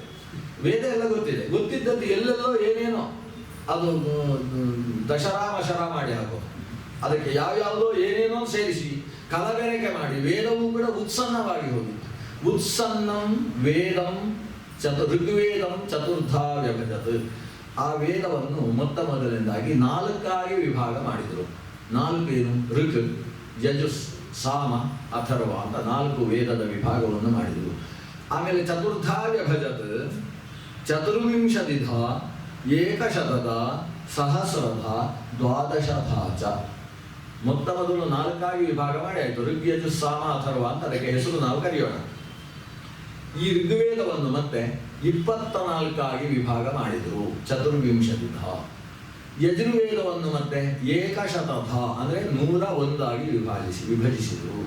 ಸಹಸ್ರಧ ಸಾಮವೇದವನ್ನು 1000 ವಿಭಾಗ ಮಾಡಿದರು. ಆಮೇಲೆ ಅಥರ್ವ ವೇದವನ್ನು ದ್ವಾದಶಧ ಅಂದರೆ 12 ವಿಭಾಗ ಮಾಡಿದರು. ಹಾಗೆ ನಾವು ವೇದದ ವಿಭಾಗ ಅಂತ ಯಾರಾದರೂ ಪ್ರಶ್ನಿಸಿದರೆ ನಾವು ಆಚಾರ್ಯರು ಹೇಳಿದ ಉತ್ತರ ಕೊಡುವುದಕ್ಕೆ ಸಿದ್ಧ ಇರಬೇಕು. ವೇದ ಎಷ್ಟು? 4 ಅಂತ ಹೇಳಿದ್ವಿ.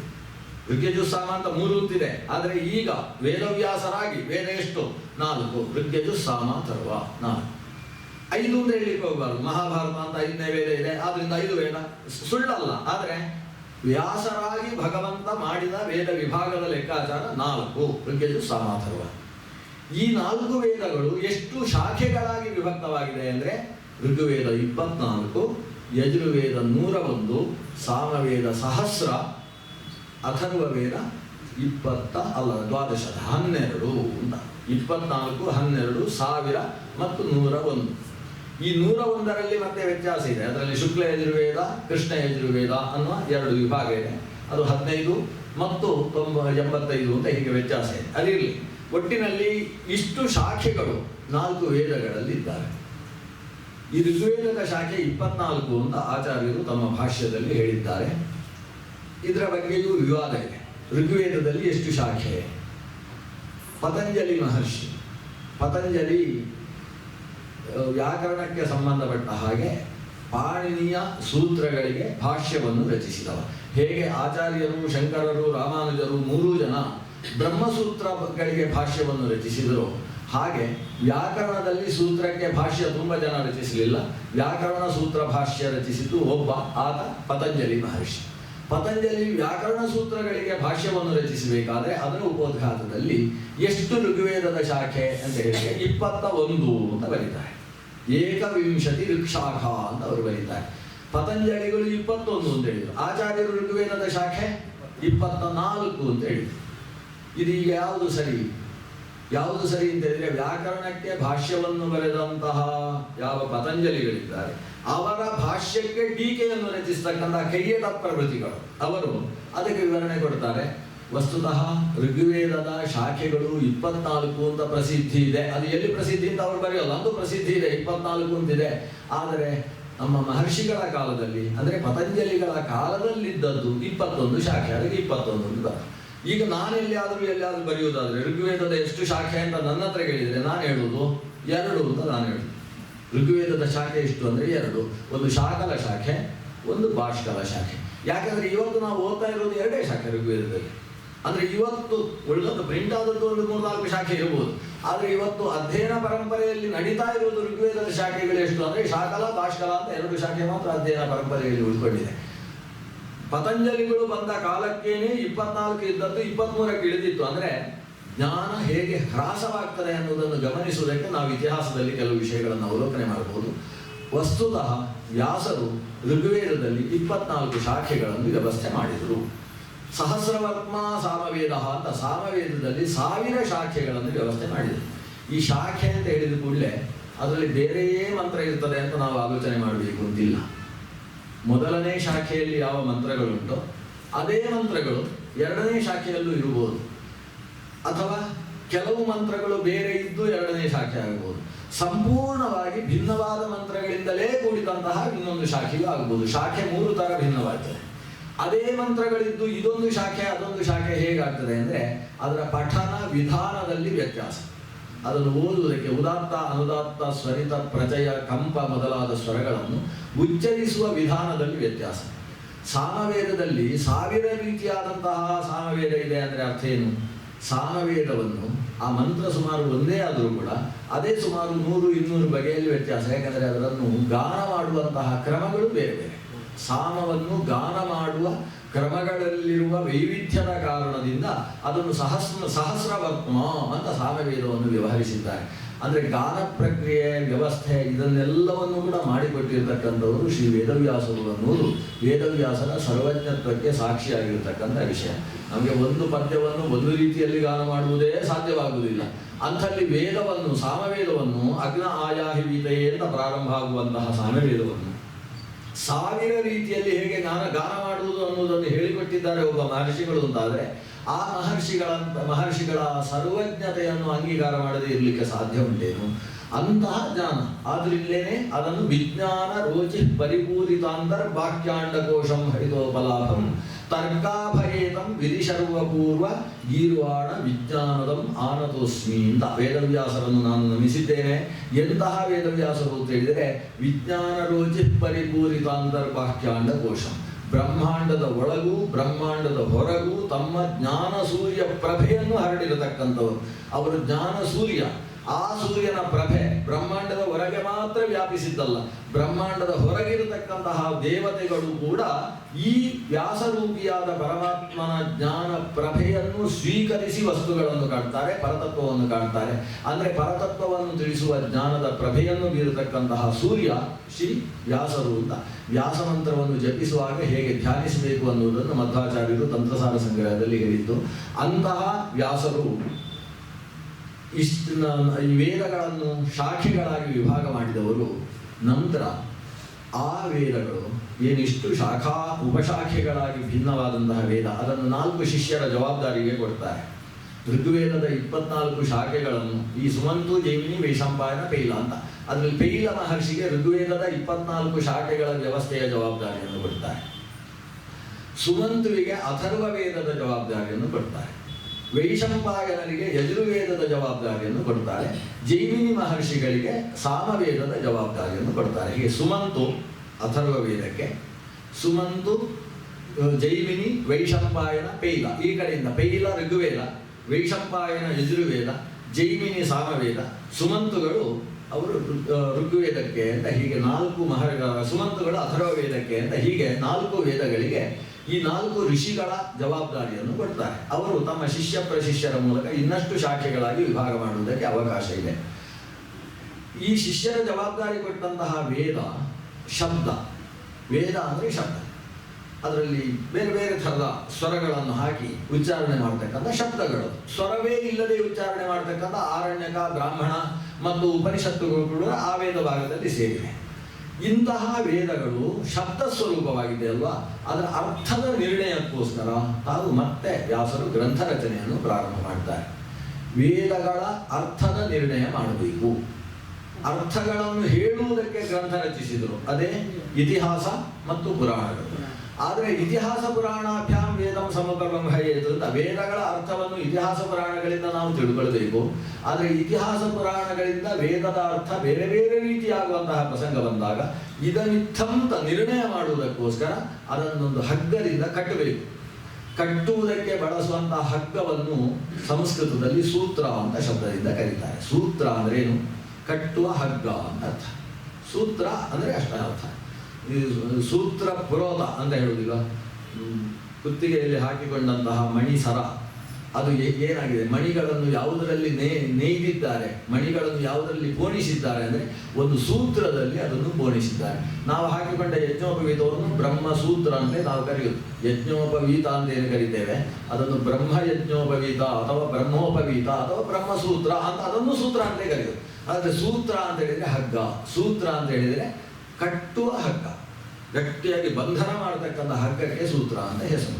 ಇಡೀ ವೇದಗಳ ಅರ್ಥ ಹೀಗೆಯೇ ಅಂತ ಒಂದು ಕಟ್ಟು ಹಾಕಿ ನಿರ್ಣಯಿಸುವುದಕ್ಕಿರತಕ್ಕಂತಹ ಸೂತ್ರಗಳನ್ನು ವೇದವ್ಯಾಸರೇ ರಚಿಸಿದರು. ತದರ್ಥ ನಿರ್ಣಯಾಯ ಬ್ರಹ್ಮಸೂತ್ರಾಣಿ ಚಕಾರ. ಆ ವೇದಗಳ ಅರ್ಥದ ನಿರ್ಣಯಕ್ಕೋಸ್ಕರ ಬ್ರಹ್ಮಸೂತ್ರಗಳನ್ನು ಶ್ರೀಮನ್ಮಧ್ವಾಚಾರ್ಯರು ಮಾಡಿದರು. ಇಷ್ಟು ಆಚಾರ್ಯರದ್ದೇ ಮಾತು, ಇದರಲ್ಲಿ ಯಾರ ಇನ್ಫ್ಲುಯೆನ್ಸ್ ಇಲ್ಲ, ಆಚಾರ್ಯರೇ ಹೇಳಿದ ಮಾತು. ಇಷ್ಟಾದ ಮೇಲೆ ಆಚಾರ್ಯರು ಹೇಳುವುದು ತಚ್ಚೋಕ್ತಂ ಸ್ಕಾಂದೇ. ಇದು ಆಚಾರ್ಯರ ಭಾಷ್ಯದ ವಿಶೇಷತೆ. ಅವರು ಯಾವ ಮಾತನ್ನು ಕೂಡ ಸ್ವಂತದ್ದು ಅಂತ ಆಡುವುದಿಲ್ಲ, ಇದೊಂದು ವಿಶೇಷ. ಆದರೆ ಇಷ್ಟೊಂದು ಆಡಿದ್ದು ಸ್ವಂತದ ಮಾತು, ಅದು ಅವರದೇ ಮಾತು. ಆದರೆ ಅವರೇ ಇಷ್ಟು ಮಾತು ಆಡಿ ಮುಂದೆ ಹೇಳುವುದೇನು ಗೊತ್ತೋ, ತಚ್ಚ ಉತ್ತಮ ಸ್ಕಾಂದೇ. ಈಗ ನಾನು ಏನು ಇಷ್ಟು ಶಬ್ದಗಳಲ್ಲಿ ಹೇಳಿದೆ, ಭಗವಂತ ನಾರಾಯಣನೇ ವ್ಯಾಸರಾಗಿ ಅವತರಿಸಿದವರು ಲೋಕವನ್ನು ಕಣ್ಣು ಬಿಟ್ಟು ನೋಡಿದರು.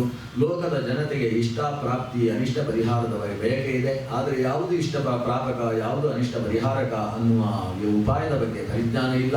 ಅಂಥವರ ಮೇಲೆ ಕರುಣೆಯಿಂದ ಕೂಡಿದಂತಹ ಶ್ರೀ ವ್ಯಾಸರು ಆ ಮೊದಲು ಉತ್ಸನ್ನವಾದಂತಹ ವೇದವನ್ನು 4ರಲ್ಲೂ ಪ್ರತ್ಯೇಕ ಶಾಖೆಗಳಾಗಿ ವಿಭಾಗ ಮಾಡಿದರು. ಇಷ್ಟು ವಿಭಾಗ ಮಾಡಿ ಆ ವೇದಗಳ ಅರ್ಥ ನಿರ್ಣಯಕ್ಕೋಸ್ಕರ ತಾವು ಬ್ರಹ್ಮಸೂತ್ರಗಳನ್ನು ರಚಿಸಿದರು. ತಚ್ಚೋಕ್ತಂ ಸ್ಕಾಂದೇ. ಈ ವಿಷಯ ನಾನು ನನ್ನ ತಲೆಯಿಂದ ಹೇಳಿದ್ದಲ್ಲ, ಸ್ಕಾಂದ ಪುರಾಣದಲ್ಲಿ ವ್ಯಾಸರೇ ಹೇಳಿದ ವಿಷಯ ನಾನು ಹೇಳಿದ್ದು ಅಂತ ಸ್ಕಾಂದ ಪುರಾಣದ ಕೊಟೇಶನ್. ತಚ್ಚೋಕ್ತಂ ಸ್ಕಾಂದೇ ನಾರಾಯಣ ವಿನಿಷ್ಪನ್ನಂ ಜ್ಞಾನಂ ಕೃತ ಯುಜೇ ಸ್ಥಿತಂ ಕಿಂಚಿತ್ ತದನ್ಯಥಾ ಜಾತಂ ತ್ರೇತಾಯಾಂ ದ್ವಾಪರೇಖಿಲಂ ಗೌತಮಸ್ಯ ಋಷೇಶಾಪ ಜ್ಞಾನೇ ತ್ವಜ್ಞಾನದಾಂಗತೆ ಅಂತ ಎಲ್ಲ ಕಥೆಗಳೆಲ್ಲ ಉಂಟಿದ್ದಾರೆ. ಗೌತಮ ಮಹರ್ಷಿಗಳು ಅವರು ಕೆಲವು ಋಷಿಗಳಿಗೆ ಶಾಪ ಕೊಟ್ಟದ್ದು, ಋಷಿಗಳೇನೋ ಒಂದು ರೀತಿ ಮಾಡಿ ಏನೇನೋ ಒಂದು ರೀತಿಯ ಘಟನೆಗಳು ಹಿಂದೆಲ್ಲ ನಡೆದಿದೆ. ಋಷಿಗಳು ಕೂಡ ಎಡವಟ್ಟು ಮಾಡಬಾರ್ದು ಅಂತೇನಿಲ್ಲ.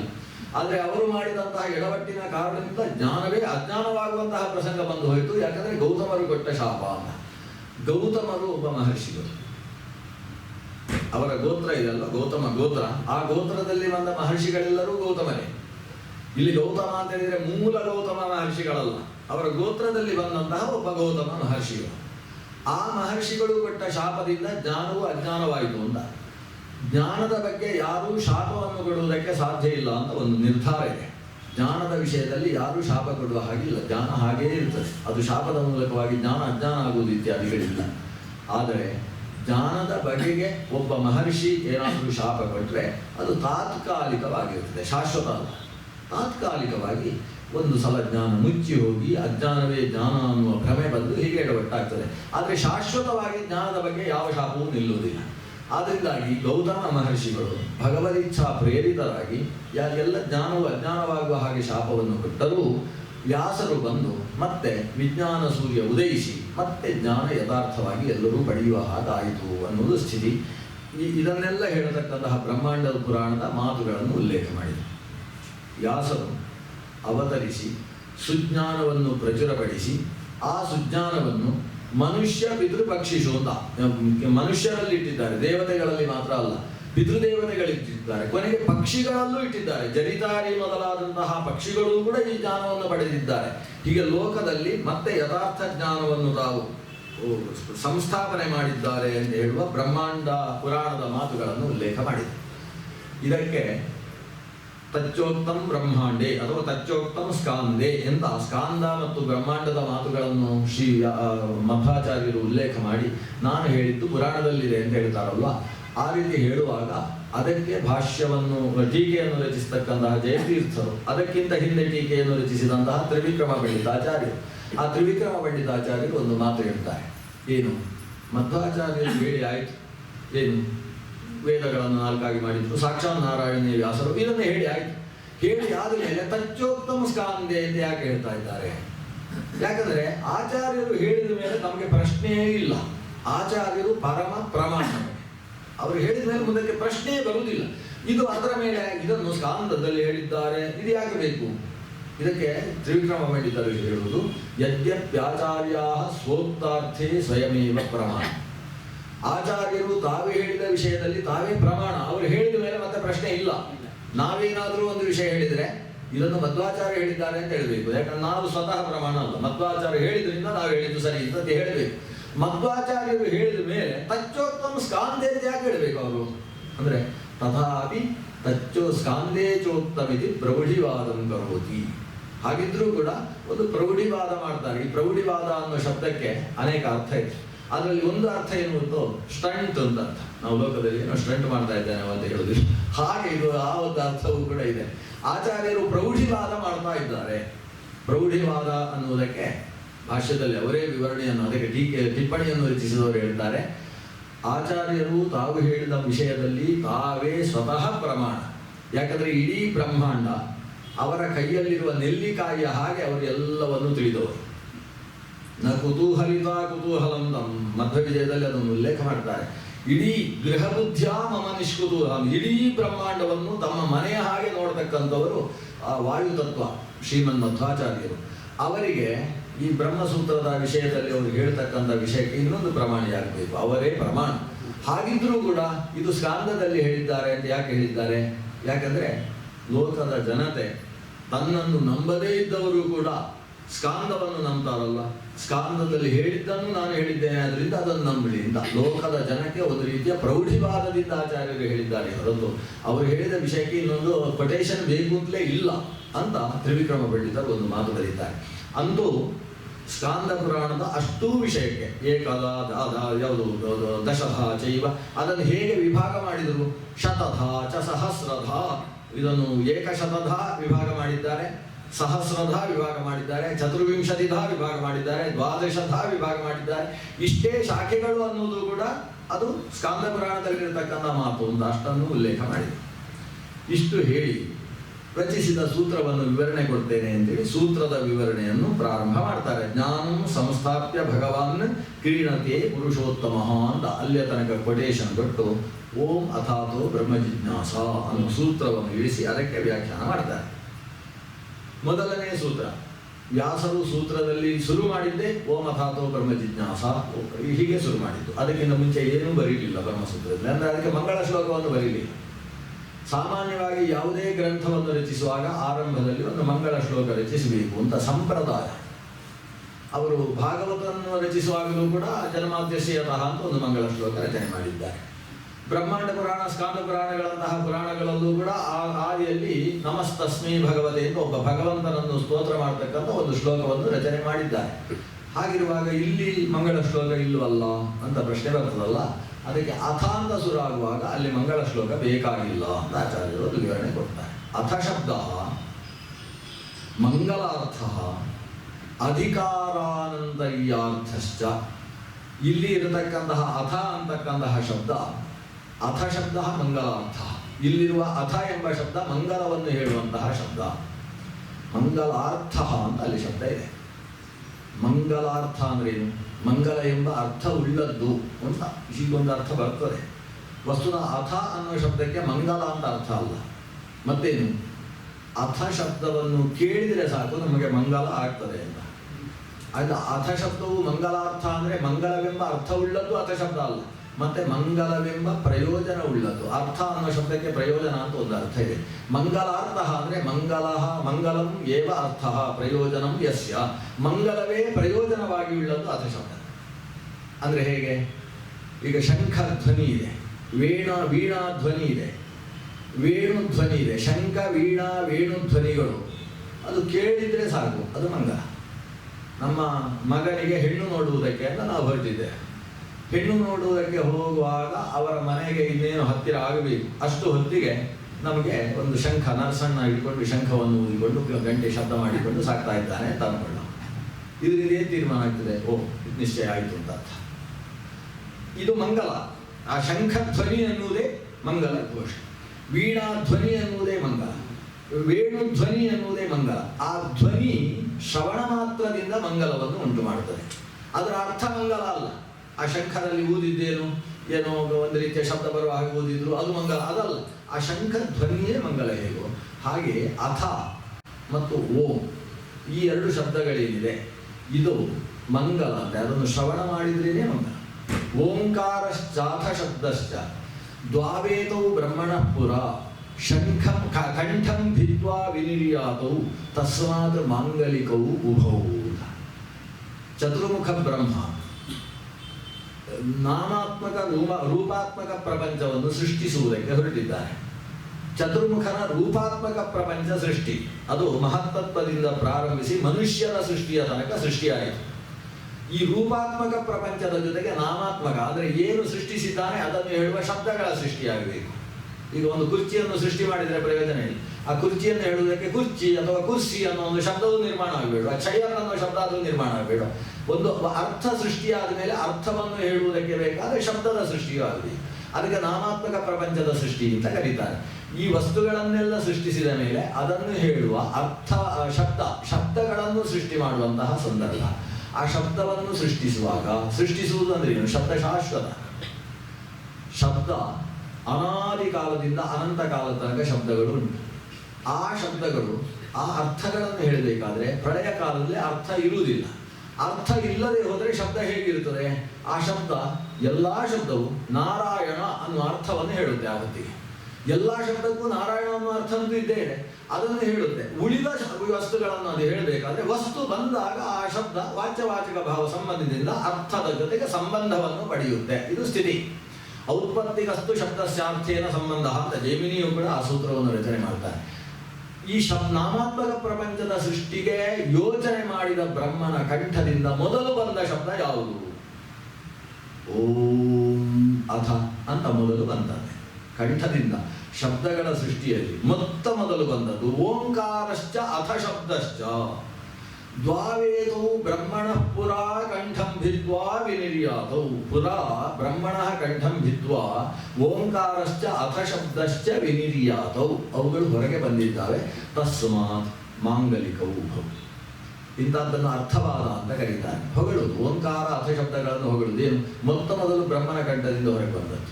ಆದ್ದರಿಂದ ಅವು ಎರಡು ಕ್ರಮವಾಗಿ ಮಾಂಗಲಿಕ. ಓಂ ಅಥ ಅಂತ ಒಟ್ಟಿಗೆ ಕೇಳಿದರೆ ಅದು ಪರಮಮಂಗಲವನ್ನು ಉಂಟು ಮಾಡತಕ್ಕಂಥವುಗಳು. ಓಂ ಶಬ್ದದ ಅರ್ಥ ಬೇರೆ, ಆದರೆ ಅದನ್ನು ಕೇಳಿದರೆ ಆಗತಕ್ಕಂತಹ ಪರಿಣಾಮ ಮಂಗಲ. ಓಂ ಅನ್ನುವುದರ ಅರ್ಥ ಏನು? ಗುಣಪೂರ್ಣ ಅನ್ನುವುದು ಅದರ ಅರ್ಥ. ಓತತ್ವವಾಚಿ ಓಂಕಾರ ವಕ್ಯಸೌ ತದ್ಗುಣೋತಪ. ಓಂ ಅನ್ನುವುದು ಗುಣಪೂರ್ಣತ್ವವನ್ನು ಹೇಳ್ತದೆ. ಗುಣಪೂರ್ಣನಾದ. ಈಗ ಓಂ ಅಥ ಅತಃ ಬ್ರಹ್ಮ ಜಿಜ್ಞಾಸ ಅನ್ನುವ ಸೂತ್ರವನ್ನು ಗಮನಿಸಿದರೆ ಆಚಾರ್ಯರು ಹೇಳುವ ಅರ್ಥ ಹೀಗೆ. ಅಥ ಇದು ಕೇಳುವುದರಿಂದ ಮಂಗಲ ಆಯಿತು. ಅದಕ್ಕೆ ಆ ಅಥ ಶಬ್ದ ಮಂಗಲಾರ್ಥ, ಅಧಿಕಾರ ಆನಂತರ್ಯಾರ್ಥಶ್ಚ, ಜೊತೆಗೆ ಅನಂತರ ಎಂಬ ಅರ್ಥ ಅಥ ಶಬ್ದಕ್ಕಿದೆ. ಸಾಮಾನ್ಯ ಸಂಸ್ಕೃತ ಗೊತ್ತಿದ್ದವರಿಗೆ ಗೊತ್ತಿರುತ್ತದೆ. ಅಥ ಅಂದ್ರೆ ಏನು? ಅಥ ಅಂದರೆ ಅನಂತರ. ಯಾವುದರ ಅನಂತರ? ಈ ಅಥ ಶಬ್ದ ಯಾವಾಗ ಬಳಸಬೇಕು? ಮೊದಲು ಒಂದಿಷ್ಟು ವಿಷಯ ಹೇಳಿ ಆಮೇಲೆ ಅಥ ಅಂತ ಹೇಳ್ಬೇಕು. ಆವಾಗ ಅಥ ಅಂದ್ರೆ ಏನು? ಆ ಹಿಂದೆ ಹೇಳಿತ್ತಲ್ಲ, ಅದಾದ ಮೇಲೆ ಪ್ರಥಮತಃ ಅಹಂ ನಿದ್ರಾಂ ಕರೋಮಿ ಅಥ ಸ್ನಾಸ್ಯಾಮಿ ಹಿಂದೆ ಹೀಗೆ ಹೇಳಿದ್ರೆ ಅರ್ಥ ಏನಾಗ್ತದೆ? ಊಟ ನಾನು ನಿದ್ರೆ ಆದ ಮೇಲೆ ಸ್ನಾನ ಮಾಡ್ತೇನೆ ಅಂತ ಅರ್ಥ ಆಗ್ತದೆ. ಅಥ ಅಂದರೆ ಮೊದಲು ಏನೋ ಹೇಳಿ ಆಮೇಲೆ ಅಥ ಹೇಳಬೇಕು. ಆದರೆ ಸೂತ್ರ ಸುರಾಗುವುದೇ ಓಂ ಅಥಾತೋ ಬ್ರಹ್ಮ ಜಿಜ್ಞಾಸ ಓಂ ಅಂತ ಅಥ ಅಂತ ಸುರಾಗ್ತದೆ. ಆದ ಮೇಲೆ ಅಂತ. ಯಾವುದಾದ ಮೇಲೆ? ಯಾವುದಾದ ಮೇಲೆ ಅಂದರೆ ನಾವು ಮುಂದೆ ಏನು ಹೇಳ್ತಾ ಇದ್ದೇವೋ ಅದನ್ನು ಓದುವುದಕ್ಕೆ ಬೇಕಾದ ಶಕ್ತಿ ಸಿಕ್ಕಿದ ಮೇಲೆ ಅಂತ ಹೀಗೆ ಅರ್ಥ. ಅದು ಎಲ್ಲ ಕಡೆ ಎಲ್ಲ ಹಾಗೆ ಅಲ್ಲ. ಅಥ ಅಥ ಭೋಜನಂ ಕರೋತಿ ಅಂದರೆ ಅಥ ಅಂದರೆ ಊಟ ಅಡಿಗೆ ಆದ ಮೇಲೆ ಅಂತ ಅರ್ಥ. ಇನ್ನು ನಾವು ಹೇಳಬೇಕು ಮೊದಲು ಅಡಿಗೆ ಮಾಡಿದ್ದೇವೆ ಅಂತ. ಅಥ ಭೋಜನಂ ಕರೋತಿ ಅಂದರೆ ಅಡಿಗೆ ಆದಮೇಲೆ ಊಟ ಮಾಡಿದೆ. ಅಡಿಗೆ ಆಗೋದಕ್ಕಿಂತ ಮುಂಚೆ ಊಟ ಹೇಗೆ ಮಾಡ್ಲಿಕ್ಕಾಗ್ತದೆ? ಅಂದರೆ ಯಾವ ಕೆಲಸವನ್ನು ಮುಂದೆ ನಾವು ಹೇಳ್ತೇವೋ ಅದಕ್ಕಿಂತ ಹಿಂದೆ ಅಥ ಅಂತ ಬಂದರೆ ಆವಾಗ ಮುಂದೆ ಮಾಡುವ ಹೇಳಿದಂತಹ ವಿಷಯಕ್ಕೆ ಬೇಕಾದಂತಹ ವ್ಯವಸ್ಥೆ ಆದ ಮೇಲೆ ಅಂತ ಅರ್ಥ. ಅದಕ್ಕೆ ಇದು ಎಲ್ಲ ಕಡೆಯಲ್ಲೂ ಇರುವ ಅರ್ಥ. ಅದನ್ನು ಅನುಸರಿಸಿಕೊಂಡು ಇಲ್ಲಿ ಅಥ ಅಂದರೆ ಏನು ಮಾಡಬೇಕು? ಅಥ ಬ್ರಹ್ಮ ಜಿಜ್ಞಾಸ, ಬ್ರಹ್ಮ ವಿಚಾರ ಮಾಡಬೇಕು. ಬ್ರಹ್ಮ ವಿಚಾರಕ್ಕೆ ಬೇಕಾದಂತಹ ಅರ್ಹತೆಯನ್ನು ಸಂಪಾದನೆ ಮಾಡಿದ ಮೇಲೆ ಇದು ಅಥ ಶಬ್ದದ ಅರ್ಥ. ಅಲ್ಲ, ಬ್ರಹ್ಮ ವಿಚಾರವನ್ನು ಮಾಡುವುದಕ್ಕೆ ಬೇಕಾದ ಅರ್ಹತೆ ಏನು?